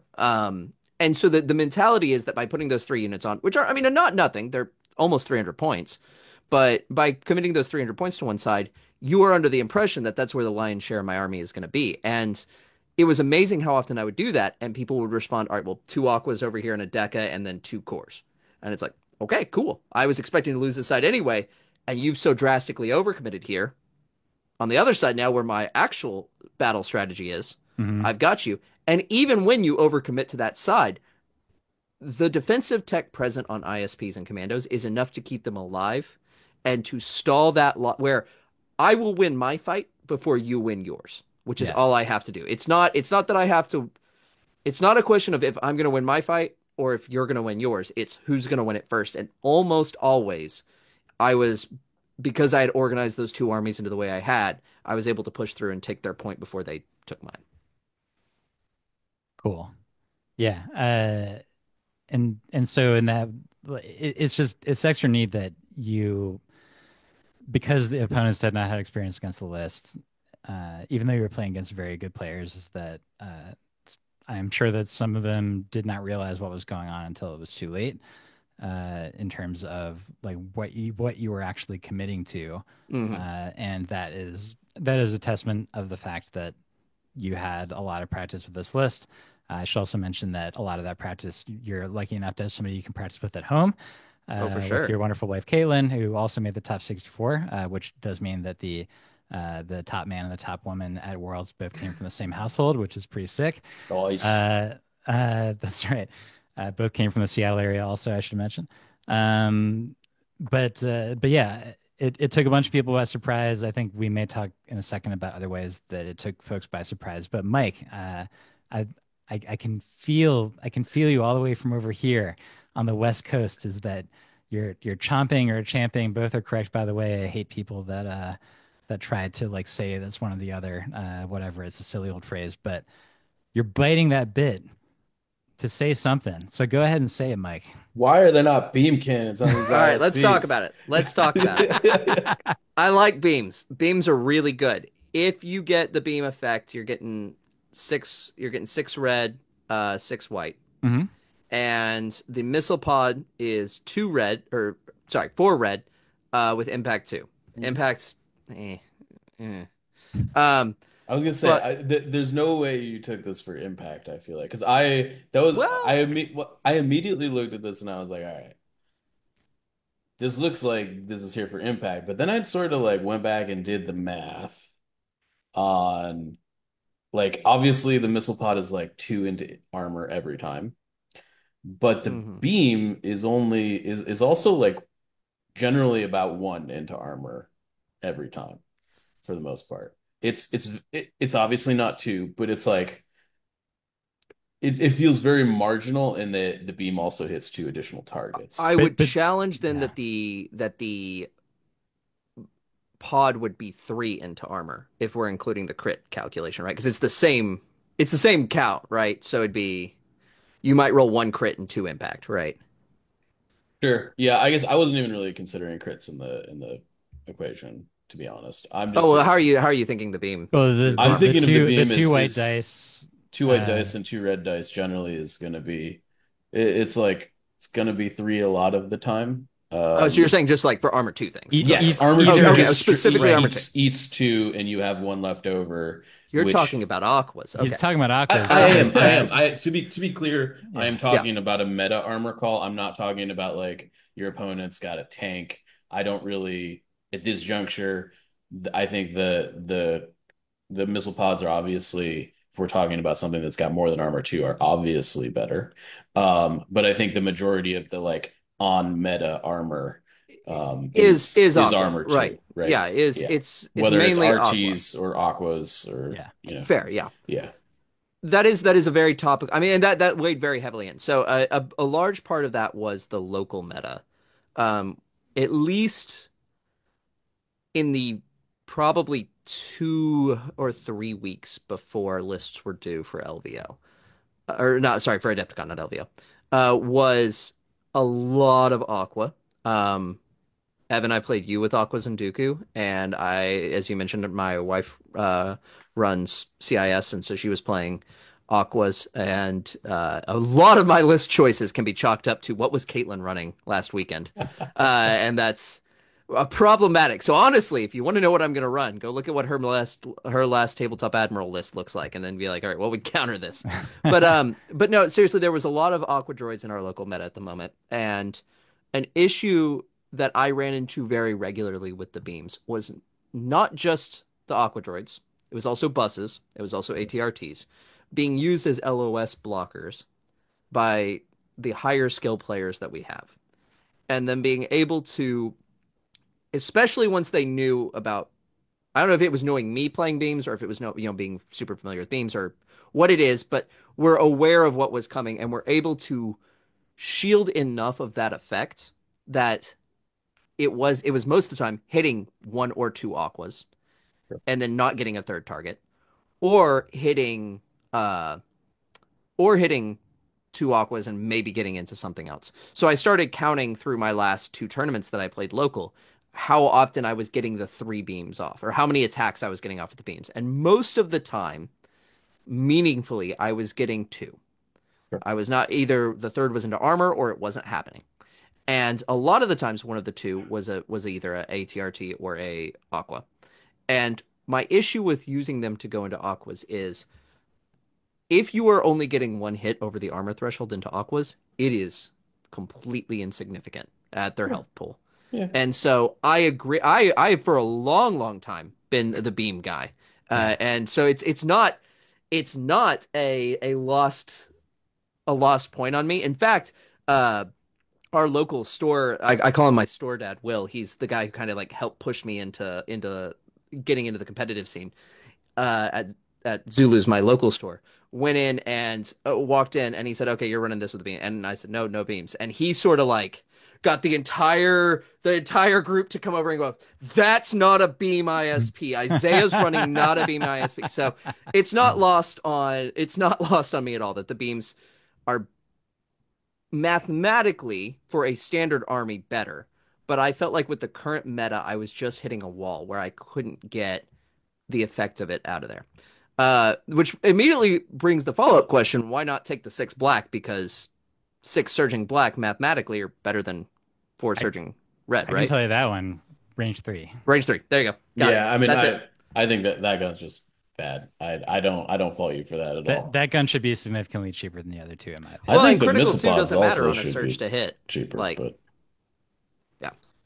Uh, yeah, and I think that another thing that I really love about the fact that you won is that you did have the opportunity again to get less practice at home, but that like you're one of these folks that your list went through like 7 different versions or something crazy Oh yeah. as it made a slow evolution from some aspects of what you took to LVO. You had also played Obi-Wan with double ISPs in the past as well, and that you you had practice games and you looked at the things that went well. I remember in our game you were proxying ARF troopers, and that even when we thought that they were going to be legal at Adepticon, we didn't know that there was going to be the shipping snafu. Mhm. But I think it was our game that sort of scared you off of ARF No, you beat that out troopers of me. early. You beat that out of me pretty well. I got learned real quick. It I, was I you soloed take the them big with Echo the Squad. I soloed them with the Droideka. It wasn't the big Echo one. It was Duo RPS. Oh God. So like Ooh. sort of the Mm. standard combination. I know with all the fun of a cumbersome weapon. I I got educated very quickly about my Yeah. my hubris.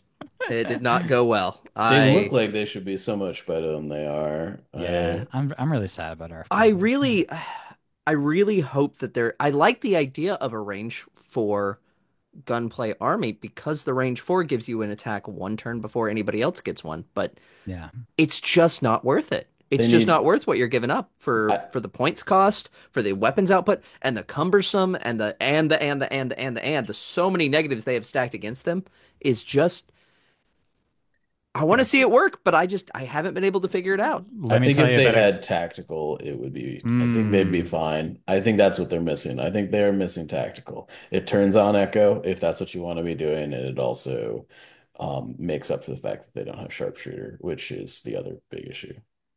Well, my other gripe against them, and this also goes to Cody, something you're talking about in my list.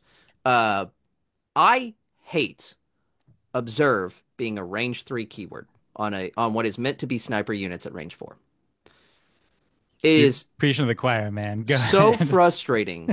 The number of unused keywords in my list, whether it's direct vehicle, whether it's observe, or whether it was, well, I ended up using observe, but Cody's uh, just a slew. I mean, Cody's got to be like 70% of them, And how right? about unused text on command cards also oh, between both Cody and a little bit of Obi-Wan even. I, You did bring Cody's three pip. Wow. I got Okay. it. I got into it in the article about the conversations we had where I was like, okay, so he has two very solid two pips in that list. Cody's and Obi-Wan's, they both do things. Having a bazillion dodges and guarding in a melee, that's good. And then also with the way that you play, to where you actually set up for this intentionally, like, this is the way God intended, so to speak, Cody and Obi-Wan to work together is that you aggressively on Cody's two pip Guardian with Obi-Wan in order to actually like literally get a bunch of extra shots. I think you oh, for told me sure. that there was a game where you got five extra shots out of Cody. Uh, Oh, it was the dream. yeah. It's like when you bring flamethrowers and you're playing Ewok And you're super playing Ewoks. squads. Yeah. It's like, Or this it's is what I like when you brought it bring for. it's like when you bring beams and you look at a bunch of B1s and you're just like, "Oh, this is a good day. I'm happy today." It was I ran up against a 17 act list, the rebels with Mhm. all fire support in the mortar troopers. And absolutely amazing. What is his You toss a mortar Corey. shot at Yeah, me, I Corey. toss a sniper shot at you. That's Exactly. right. It was Corey from PDX, the Portland group, Hmm. who was an amazing opponent. Loved playing the guy. He was so much fun. But it was the dream matchup for the list, right? It was I move an arc in, he shoots at the arc, I guardian the whole thing, and I Yeah. blow that unit off the board. And let's do it again, and let's do it again. And it was like I got 4 or 5. I think I got 5 shots back off of it, but I pulled 3 units from that. Um, and so it was like, which it was the standby version of the with the Sentinel and the HQ uplinks for all the mortar troopers. Well, sorry, they have Sentinel That and they must have have link. been so ridiculous. Well, it was they got Just their like attack my and extra never got their attack. turn. They Yeah, were just exactly. gone. Yeah, And so that's it awesome felt though. delicious. It was Yeah. amazing. It was What is sorry, your go ahead. go-to here on turn two? Have I let you down, or is it knowledge and defense? On everything except for breakthrough, have I ever let you down? Okay, interesting. Everything except for breakthrough. Okay. And so KD knowledge and defense is a turn three play usually, I'm guessing, or It depended on if Obi-Wan was alive. Because a Sure, I lot of think the that's time fair. he wasn't. I mean you get beat up pretty bad on Have I Ever Let You Down. The whole point is he gets beat up pretty bad, right? Yeah.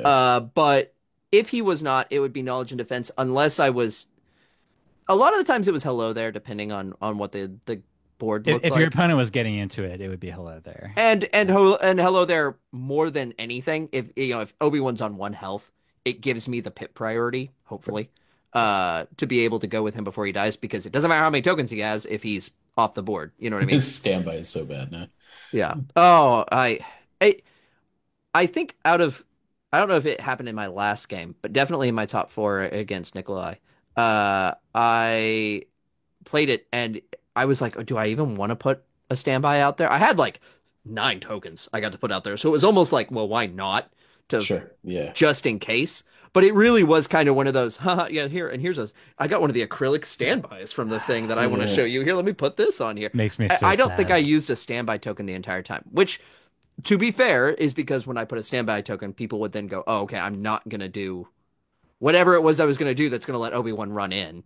Yeah. But standby just didn't It was not the big bad that it used to be. did you ever get to play Obi-Wan as the Lord intended, so to speak, with the original function of hello there? Because like if you didn't, then let me tell you, it was awesome. So good. It was great. You would bury yourself in a unit of like, all six of their B1s and Grievous would be there and some other junk, and you'd be like, okay, I'm gonna take seven dodges, one aim, and one standby.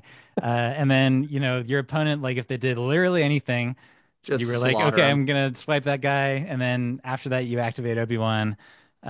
You swipe another guy, you force push him out, and then you move into the unit that had activated and triggered your standby. And then Obi-Wan is safe for the rest of the round, and you just laugh at your opponent.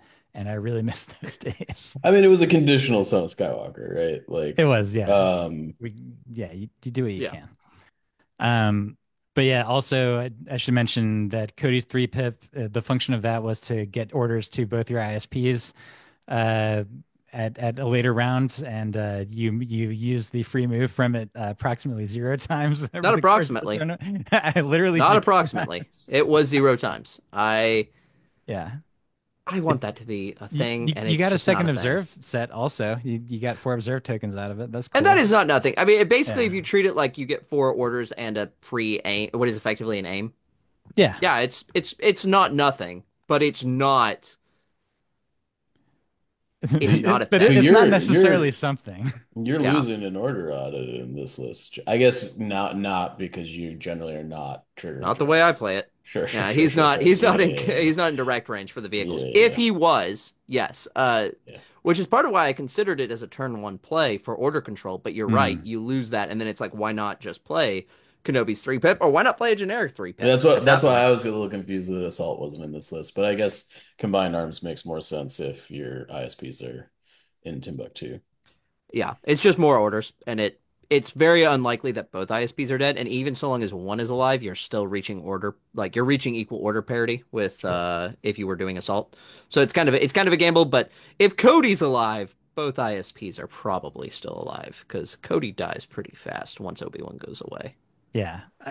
But yet another I keep gushing, but yet another thing I love is that you use Obi-Wan as a shield generator, and that you, even though he is the Jedi on your list, it's something different from between your list and like most other lists that have a Jedi in them is that he is sort of your centerpiece in what he does, but in terms of like actual damage output, he's definitely not your centerpiece.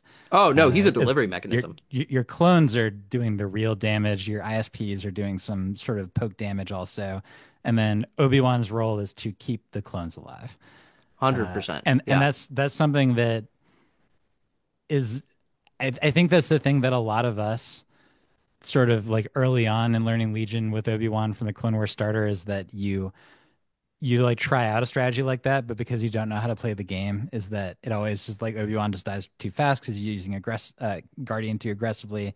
And then, in that scenario, if you also put force push and a couple trainings and aggressive tactics on him, you really want to keep him alive in that scenario. But then that goes against aggressively guardianing him. Whereas you, right from the get-go, you're like, he is a shield generator slash deflector. He does have barrier, so that helps a little bit sometimes. But you are using Suresu. Uh, were you ever tempted to have defensive stance, by the way, to get extra dodges? I wanted to.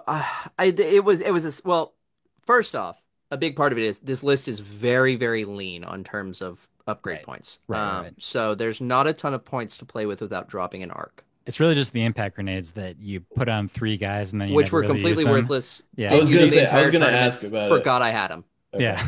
So you theoretically have 9 points to spend. Which That's Yeah. should definitely go towards those beam cannons. Mike, you're still stuck on it. Jeez. You're I talking to the am. No, champion. I really like the idea of that, but I almost would rather put it on Cody's take the not electro binoculars. What's it called? That gives him take cover too. Give him Or portable scanner. That's right. Yeah. Uh, almost thinking about that yeah. more to provide Obi-Wan with An extra with dodge. Yeah. extra dodges because I feel like more often than not Obi-Wan was needing to move and do something else typically. So were you So doing a lot of shoot take covers with Cody?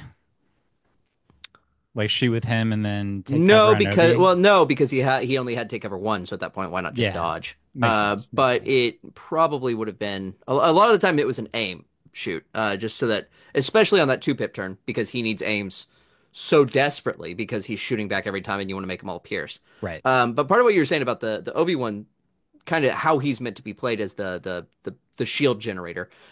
I feel like in a bubble, that doesn't, it's not a super effective strategy points wise. You're not Hmm. getting, it's very hard to get 100 well, how I have him get at 160, but naked 150 points worth of shield out Yeah. of that, where it's like, oh, it would have been better just to take three core and I've lost less. You know what I mean? Um, but I think that if you can buff it with things that are either incredibly glass cannony, like Rex, or if you can do something like the Cody, where it has teeth to the wound, Hmm. it really can put some value in that. And I'm interested to see if there are other combinations there that can really play into it. One of the most interesting things, and this wasn't in the Worlds, this was in the side event that we had during the day two heat, which was doubles, that I really tried to play with and get working there, was instead of running Obi-Wan, I ran with my wife a Cody and Rex list combo and ran Boyle as functionally filling the role that Obi-Wan filled, and Yeah. then was shooting back with Cody the anytime Boyle would take the wound, and then adding Rex's dice into it, right? Mm. Um, because that it was just an attack made back. So every attack back was 5, 6 red, a black, and a white, right? But I do think that you have to find some way to augment Obi-Wan, or he's just not. He's too expensive to be worth it to take the damage on him. You know what I mean? Yeah, but just like how you sort of saw the code behind the code, so to speak, with regards to the ISPs being super fast. Hmm. To mention that quickly, 120 millimeters, which is bigger than T-47, which took multiple people by surprise in the tournament at how fast that is.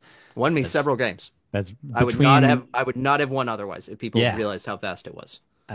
right, because it's like for a single move, it is actually the fastest unit in the game because Hmm. the only two units that have bigger base are the Saber and AAT, and they cannot do a speed through move. You know, technically a T-47 or Fluttercraft is like faster because it does three speed three moves with the 100 millimeter base. But yeah, for one single move, the speed three ISP is like the fastest you can possibly go. And so, yeah, you saw the code behind the code there.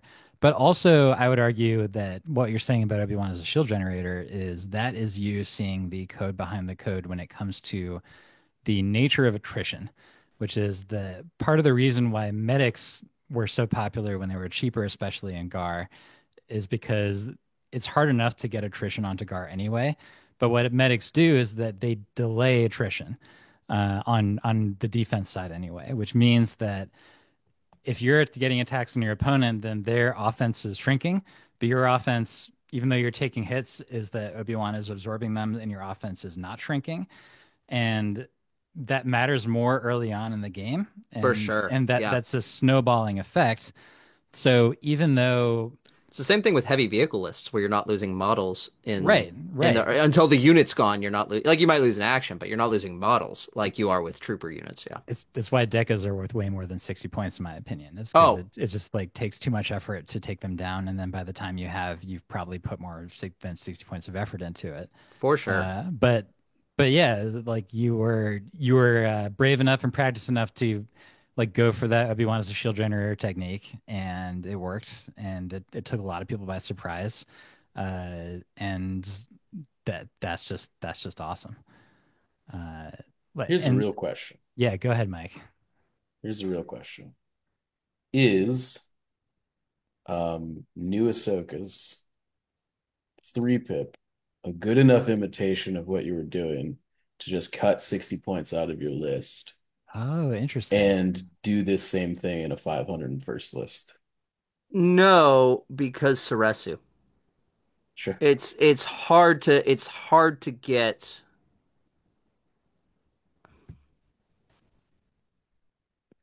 It's hard to get an effect that has as much usage as Ceresu does, right? She ain't wounding back when she blocks a shot. Well, she's not wounding back, but she also can't reroll. And I feel like the wounding back is sort of like gravy on top, at least in Fair, the Ahsoka example. fair. Yeah. yeah, it's more the reroll. The rerolls are just so big because I mean that's the main reason people don't shoot at Cody directly or at Obi directly, right? That was why I Is asked if Cody's two pip was kind of your go-to as opposed to knowledge and defense, because I feel like if Suresu is like really important, like you would just want like 8 dodge All the tokens rerolls. Yeah, yeah. on the entry turn. Suresu is more effective as a threat of don't shoot at him and let him die to Guardian, right? Okay. Um, in my experience, Sure. it felt like a lot of the times people were like, well, just to be clear for those who don't know, Suresu lets you re-roll all your defense dice. It's all of them, not which You ones you can't want choose. Yeah. on your defense. If you could pick and choose, Oh, that would that'd be be so sick. That'd be dumb. crazy, yeah. So dumb. Or on Guardian, if you spend a dodge, you can do that. You cannot natively do it on Guardian. You have to spend a dodge to do it. So if you don't have a dodge token, what you get is what you get, like with any other roll. Uh, but a lot of the times, my experience was that people would not want to shoot at Obi-Wan and would opt to shoot at arcs for two reasons. One, if you go over the Guardian 3 threshold, or if you crit, Hmm. you still have the potential of going into the more valuable unit, the unit where you're going to see the attrition value that you were talking about, right? Where you're going to start to see the wound effectiveness. But two, because if you were thrown to Obi-Wan and you roll 5 hits and I roll 2 blank, or I roll, 3 blanks and I re-roll it and I come up 4 blanks, I have double the opportunities to basically secure myself. And it's a big enough deterrent that I didn't need to have the dodge tokens to keep you from shooting it. Or I didn't need to have the dodge tokens because you would just not shoot at Obi-Wan. And I could say, okay, well, I'm only taking 3 maximum, which there were some times where three three can hurt, especially on a 6 health unit, but most of the time on surging saves, you're fine. And he had one And medic, we should mention. and I have the medic to keep him Yeah. alive, so effectively he has 7 health. Yeah. Um, but it gets a lot of value out of the threat of Suresu more than actually using it. That's fair. I would like to just clarify, Evan, as we go back a little bit, that Ahsoka does get to return wounds on her Oh, okay, Guardian. okay. That She is can't do the that is not rerolls. part of Suresu. That's part of a deflect thing. And That's yes, right too. similarly, Rebel Ahsoka can too on her Got two it. pip. Got it. The reason I would as soon as we started talking about this, I started like can you do this with Rebel Ahsoka and shield your sleeper cells, like which maybe there's something Look to at that. you trying to squeeze some life out of Rebel Ahsoka. This is good for you, Mike. Hey, I mean like look, You know, you sometimes gotta people call you the hater on the cast, but I like to you're over here trying to make extrapolate Rebel Ahsoka work I made Jyn Urso work before before this AMG new did it. update or whatever they're calling it. His Um, R2 theme list went 3-0. I don't know if he told you, right? That's but what Yeah, I'm saying. yeah, and it was all about R2. We heard that. Uh, but so if you could, obviously you take more medics in this list. oh, for sure, for sure. Yeah. That's Did you regret not finding room for more? Like I'm seeing a world where you potentially like drop a shotgun for an extra medic or something. I don't know Mhm. if that's actually worth it, but I could see a world where it could be. I 100% can see that. That really was when Evan was talking about the final iterations of this list, where we sat down and played repeatedly. Well, not Evan and I, but with different people, I sat down and played repeatedly with this list, trying to iron out the very final bits. It was basically I'd gotten down to the activations I wanted, which was the 3 arcs, the 1 commando, and I hadn't locked down 100% whether it was Delta or just a regular commando, but a commando, 2 ISPs, and then obviously the 3 core Cody and Obi. Um, You made the right choice in the commando for what it's worth. I'm pretty confident about that. I think so. Yeah. But it basically got to the point where then it was like, okay, I'm a big believer in heavies on almost all cores, almost all the time, because I think I'm you're paying. Sorry, generally with you. yeah, In Republic, I'm with In you. Republic, yeah, Yeah. and Rebels when you're less paying so. 150 points of core tax, Yeah. paying an extra 75 points to make them all not bad is a maybe it's sunk cost fallacy, but it feels to me like it is you're getting more return for your buck because you're effectively getting three useful units. Um, so I was pretty confident I wanted to put them in, and that left me pretty dry on terms of points. I got the one medic, and I had effectively 19 points left to throw around. And I played with a lot of iterations of some including an extra body, some including uh some including moving it to Delta, some including trying to do the observation pilots on the ISPs, or on one of them, or any combination of those. And what I settled on was the HQ uplink, which I think was the right call. I think the commandos with HQ uplink was the good call, Yeah. and then the grenades was kind of the like, okay, I have 9 points, which is an awkward amount, where you're just shy of being able to do something that matters, but kind of trying to put anything else out there.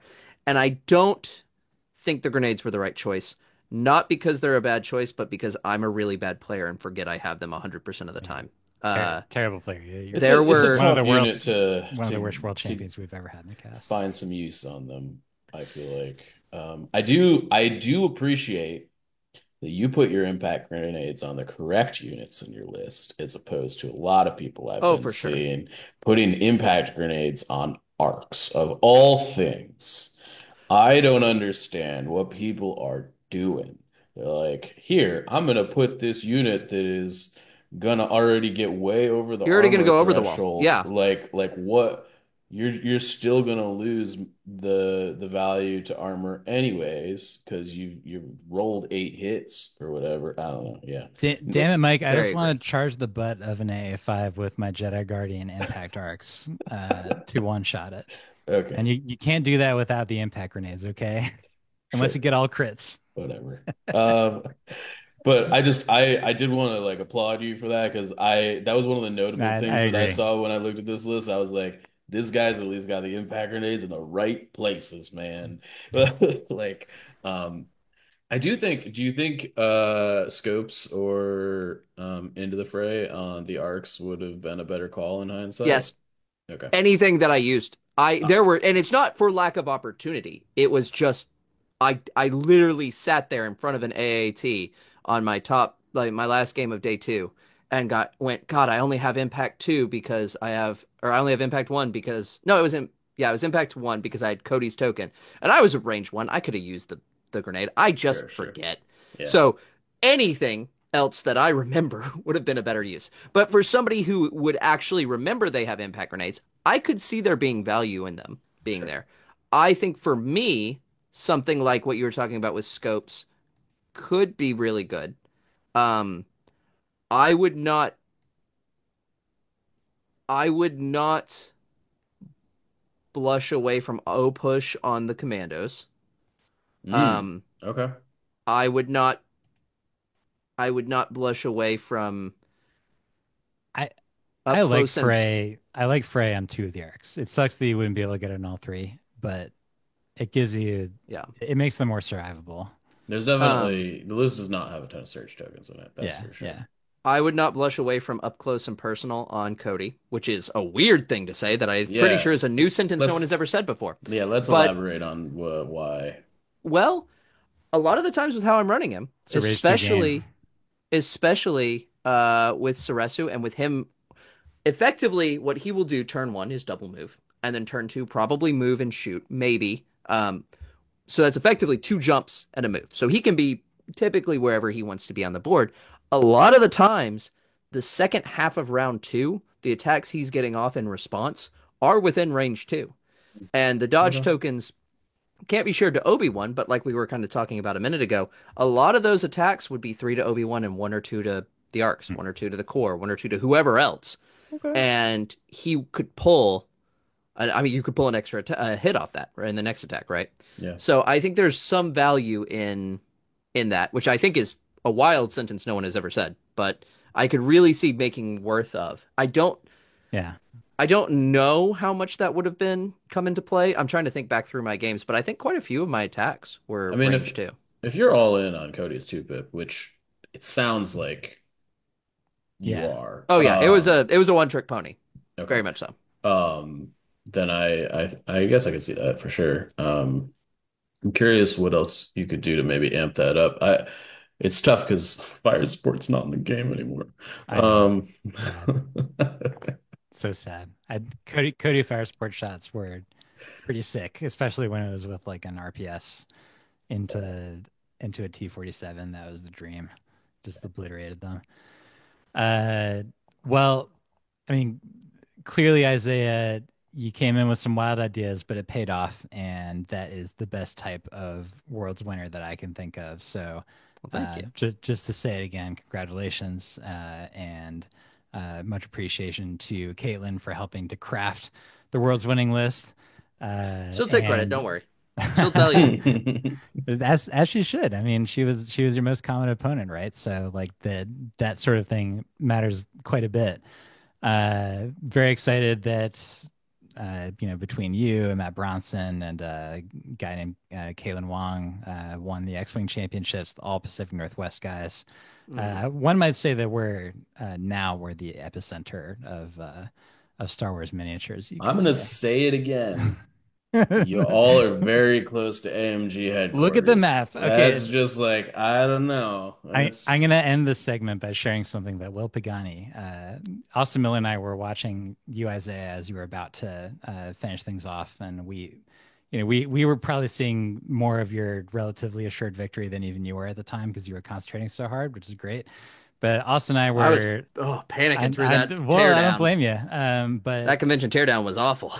we were both watching, and this guy walked right up next to us, and it was this gentleman with the very a much more well trimmed beard than I have, is one Will Pagani, and he like literally whispered in our ears like, guys, we were really worried that there were a few units in this game that were really really good. That was the Droideka, the X-34, and the ISP. And wouldn't you know that the all four of the top four lists featured those vehicles. So they maybe they did know Mike, but I can tell you that they did not share that with Isaiah or me. And I welcome you to try to prove that wrong, okay? We didn't know nothing. Look at my LVO record. I don't know anything. I'm not. Yeah. But anyway, we really appreciate you sharing that stuff. We appreciate having Yeah, you for sure. on. I'm sure we're gonna have you on again in the future. Is there before we get to like our final segment, we're gonna make some uneducated guesses about something. Is there anything else you wanted to share or shout out about your world's victory? There is one thing I wanted to bring up because I've seen it talked about a lot in Hmm. both. I went back and rewatched the streams to kind of like try and watch what I was doing. And a lot Yeah. of the commentary at the time and then a lot of the discussion afterwards. So this is very, very niche for those who watch the stream and have questions about something very specific that came up that people have wanted to talk about. Uh, During the final, at the end of the game, there's been a lot of discussion about the not rolled strafing run that happened. I don't know if you guys know what I'm talking about or not, but effectively, there's been a lot of concern that if my opponent had rolled a strafing run, it could have forced Obi-Wan to drop the scanner because we Mm, were playing surface scan, and that yeah. would have changed the game state. sure. Um, there was a call on the stream that the commenters, which couldn't hear what I was saying, but were just trying to analyze what we were doing, they got wrong. Mm. Obi-Wan did not move and dodge at the end. He moved and recovered, so he had no suppression. So a Ah. strafing run could not have caused Obi-Wan to drop the scanner. I know Nice. that's probably super niche to the people who just watch the stream, but I No, no, wanted to no. put that out It's there because I it's don't think it's anybody's important. anybody's I would be doing known, the same thing. and they've Yeah. been just like, "Oh my gosh, Isaiah only won because we didn't roll that final strafing run, and if it had full hit, it wouldn't matter." Right. It was very intentional. I moved with Obi-Wan and recovered, so he would not have dropped the scanner. The other arcs that I had also had either 1 or 0 suppression on them, so they would have had to go to 6 suppression, which you can't get on a strafing run. Uh, so there was no panic condition there, which is why Trent and I said we said that and shook hands and moved on from it. None of that was heard. Like you couldn't hear us talking on the stream, so nobody heard us talking about that. But there was a lot of Sure. discussion Yeah. on people being like, "Why? And Why did he not do that? Oh no!" when the Uh, players aren't mic'd up, it is so hard to really know mhm. what's going on. And that's not for lack of trying on David's part, I should say, but the area around where that table was, especially when they I were got smoke taking down, bombed. especially Yeah. when they were taking down Adepticon, because they were cleaning up by the time you won the final. to the point where there were dudes driving forklifts very haphazardly and aggressively. It was loud as hell there, and so if you were mic'd up, everyone would have been having a really bad time. So, It but yeah, was, yeah, it was pretty rough. Did you see the forklift that he did his full 360 and dumped his exhaust on us and like full like smoke screened me out and I was like, "Oh, I had to step away." I was like, "Oh, ridiculous. I'm not good now. I gotta take a deep Yeah, breath." I Yeah, almost it had was. I almost got a mean leg laceration from one of those forklift drivers. They were really they were really wanting to take that con down fast. They were not paid Uh, by hour. They were there for a job. I guess you're right. That's what the contract was. But yeah, congratulations again. Thank you for Yeah, thank coming you so much. on. We will have you back on at some point in the future, I'm sure.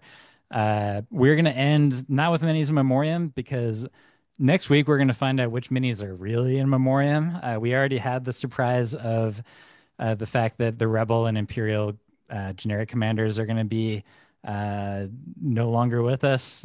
Also, the generic super tac. The clones get to keep their generic, but who knows what else? That's right. Clones rule, baby. We don't know what else is going to change. We've heard about either upgrades or maybe units. It's something that the Wills talked about in our first interview with them. So we're gonna save our powder, but we did want to make like a little bit of prediction for next week, which has to do with the. It's a simple question. It's of the three previewed commander slash operative changes for that'd be Callus, Jyn, and Lando. We're gonna take what I'm gonna call uneducated guesses, because there's a ton of information, including upgrades, cost, command cards. There's so much we don't know that everybody out there who's been like saying, "Oh, the new Callus sucks," or "the new Jyn rocks." Yo, we don't know, but let's take a guess. And so, Isaiah, we'll start with you. Of the three of them, which do you think is going to come out on top when we have all the actual information? I have a question. Yeah, Have we seen the attack pools for Jin and Callus, or are we just going off that one screenshot that has that's all we the got. three cards and Lando's covering Callus and Callus is covering Jin? So we don't. That's You what can we got. sort of see the top of the dice Yeah, in we the know that Jen screenshots. has a red and a white of some number, but no.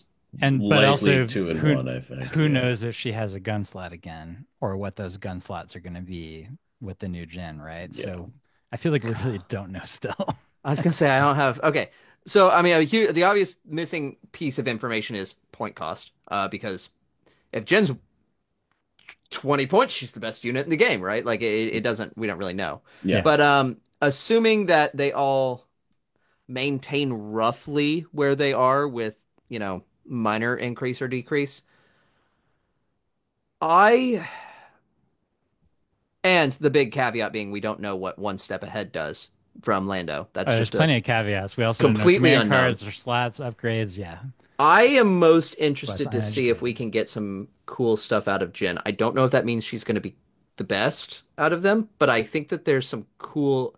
Independent Move is a really fun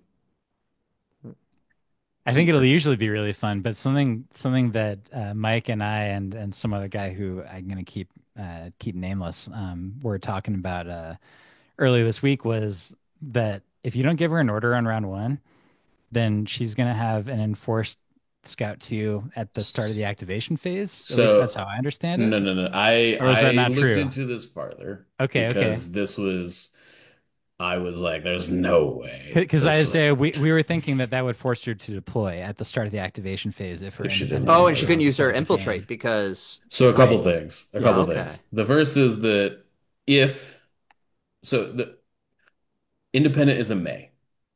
Oh, it's a May. Okay, there you It go. is a Well, May. that Okay. does fix that for I sure. mean, it's sort of, right? Like if you don't give her an order, she doesn't get the free move that turn. I mean, she can take it. However, you're right, Isaiah. She cannot use infiltrate. Right. So she would have to deploy off the board. Yes, there's no Can point. you There's use no points. hold on. Well, Is It infiltrate an action? It's not, right? So no, infiltrate it's says specifically during a unit's activation is the right, start of its text. right, right.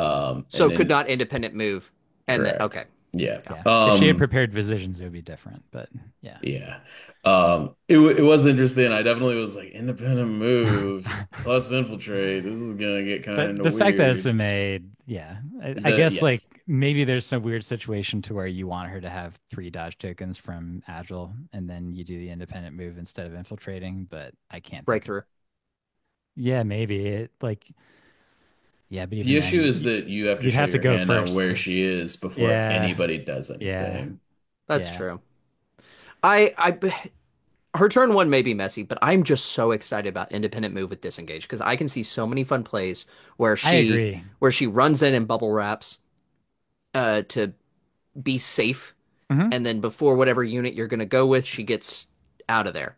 I maybe this is not it doesn't work how like maybe the real world application doesn't ever work out like I'm thinking in my head, but I could just see some really cool situations where she runs into like a group of B1s and gets completely safe and neuters their activation or any unit that is not effective at melee, she neuters it from being in melee with them, so that's what they have to do, and then she's unaffected by just going Right. okay. Um, but maybe not. Maybe that doesn't work out like I'm hoping it does. I think that it does. I just think the application is a little bit different. I think the main application is going to be her like sliding onto an uncontested point at the end of the round, scoring it, and then moving off of it so she can't get shot And immediately. hiding. Right. Kind of Yeah, a Bad Batch style move out, shoot, move back. Yeah. totally. Yeah, yeah, yeah. I think that's probably the most likely application for it being like good.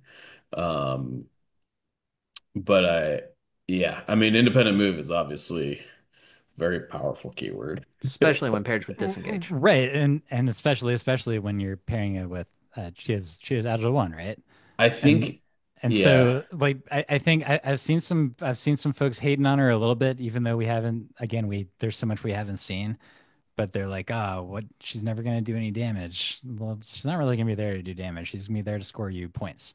Well, and nimble, which is not. And right. And it's worth remembering that when you have agile, independent move is also independent dodge. And you put that together with nimble, and it's true that so she doesn't have dangerous sense anymore. So, she ain't going to be tanking a billion suppression tokens or whatever. But if you're smart about the way that you play with her, then you shouldn't have to. So, like, I think that Jin may very well end up being sort of the cream of the crop of this, and folks should hold their power to her before they declare her an even deader unit than before. I do think she's probably, at least, in the what we've seen here, she has the kit that is most likely to be good. I don't, Callus and So, is, Lando. is she your prediction also, Mike? She is mainly because I think that Callus and Lando's kits are very core trooper centric in armies where core troopers suck. Right, at least right now. It's especially true for Callus, I would say. Well, I would say that Callus is at least like maybe his kit is less like direct is more free, I feel like for him. Hmm. Lando's Interrogate is new, right? We don't know what that is. interrogate is on It- sister well, as well. yeah, interrogate. It's when you're within range two of a commander I think it's that's range issuing. one, but I could be wrong about that. Is that you're like their pips count for one higher. So Yeah. it sort of functions as a mini cunning, which is important for Callus because you don't have cunning anymore. Yes. Yeah. Uh, and so like that is certainly a downgrade.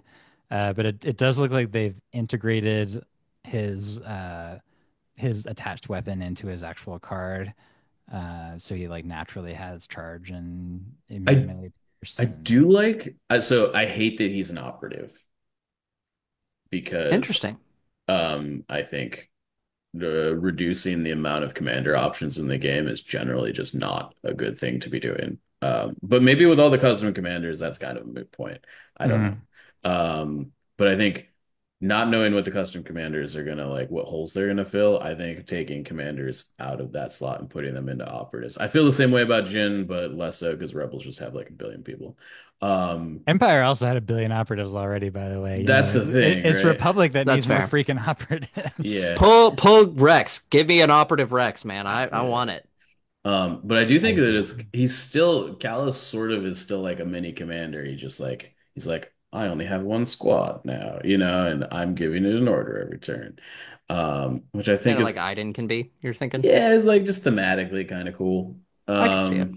Mike, in a world where Riot Control Squad is an mm, efficiently costed unit, yeah, and Gideon is also probably like a little bit cheaper than he is now. sure. Uh, that would be a pretty neat combo It if would. Riot Control was effective and you could put Gideon in there, and then you're getting direct coordinate into another one. Yeah. Uh, but of course, that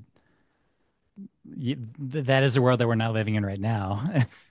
Well, And and keep No. in mind we're getting Imperial High Command, which is two new commanders. We assume, right? that's Yeah, fair. yeah. Well, Yeah. do we actually know for sure that's two commanders, or High Command is three new I think commanders it's and also three, yeah, Krennic. because it's So it's Krennic plus Taj, Tarkin, and Thrawn. And but it do we would be know for weird sure if that they're commanders, or is it it just? would be very weird if they were uh operatives, I think.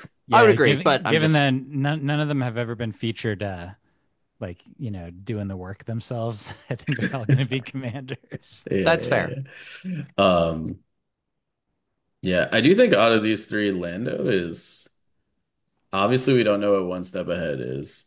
Um, but either his command cards better be really good,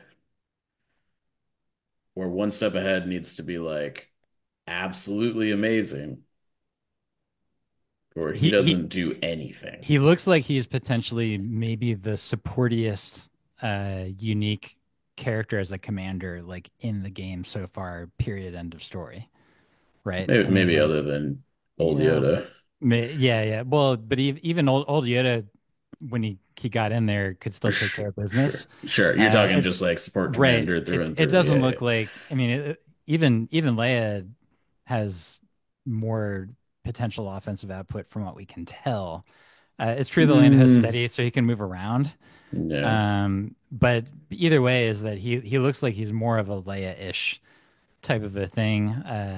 And my guess for one step ahead, I have no inside information, but here's my guess for y'all, if you're ready for it, is that I think the one step ahead is also going to be a keyword that Thrawn has, and I think that it's going to be something that lets you see your opponent's command before you put your own down. I that's I think that's likely, frankly. I Some sort think of command card shenanigans, whether it's that or some kind of like Yeah, you get to reduce your pip count by one or I something of that yeah. effect. I think it's yeah, significantly likely to be that because obviously Callus and Lando both have lost contingencies, and right. contingencies did allow you to sort of do that. Yeah, yeah, to a Um, certain extent, yeah. there was, a little bit of like pre-planning and you could like discard as long you had to pre-plan the pip, which obviously would I think this is probably better if that's what it was. Um, And Lando had more like Lando had contingency three, right? Callus had two. yes. And then Lando also had his two pip that you could use as sort of like a sort of like surprise factor. And so even though they both had command card shenanigans, did have more of them. Mhm. And so it would be staying within theme if they gave Lando this super command keyword, and then with Callus they did sort of a lighter version to where they gave him interrogate, which is a weaker version of cunning, sort of, is the way I would think of it. But then the other thing they did is they gave him bounty, which goes along with his theme also, right? Is that if he's over there investigating people, bounty doesn't necessarily just have to be for bounty hunters. Is that he's like he spends half of Rebels hunting people, right? Yeah. Uh, so yeah, my guess is just going to be Lando because I'm just going to basically take a wild guess to say one step ahead is going to be crazy, and seeing your opponent's command card may end up being good enough that you would take a relatively weaker combat character in order to enable something like that. Well, let's riff on this for a second, right? Sure. Um, how good is that ability actually when we're in a new game mode where like your turn two and turn three plays are super scripted. Mm. I gotta say, I think in Rebels it is strong, but I think in Rebels particularly, where you are more likely to have two commanders, and you could pause. I mean, if you're doing this, you could take two operatives. You could have a wealth of command card choices that could be very strong to respond to specific situations. Um, Like I I'm don't a know that I Jedi, Bad Batch 3, like Bad Change of Batch plans, obviously, yeah, exactly, change. I mean, yeah. yeah, change of plans could be if you just partner him with Han. with Han. I think that Which would that also could be be thematic, yeah. so destructive to Hmm. enemy lists. And I think a big part of Han's thing of his change of plans is it's really a gamble a lot of the times. Of what I've seen is my opponent making their big play on turn two or turn three, right? And you're trying to guess that with Han's card. And if you know what they're doing with turn two or turn three, that can be really destructive. I mean, perfect example. Take my list at LVO. If you had a change of plans Han card turn two, that could throw my whole thing. That's sort of Uh, what I'm asking. Like, I guess my question is, do you really need one step ahead to be able to do that sort of thing?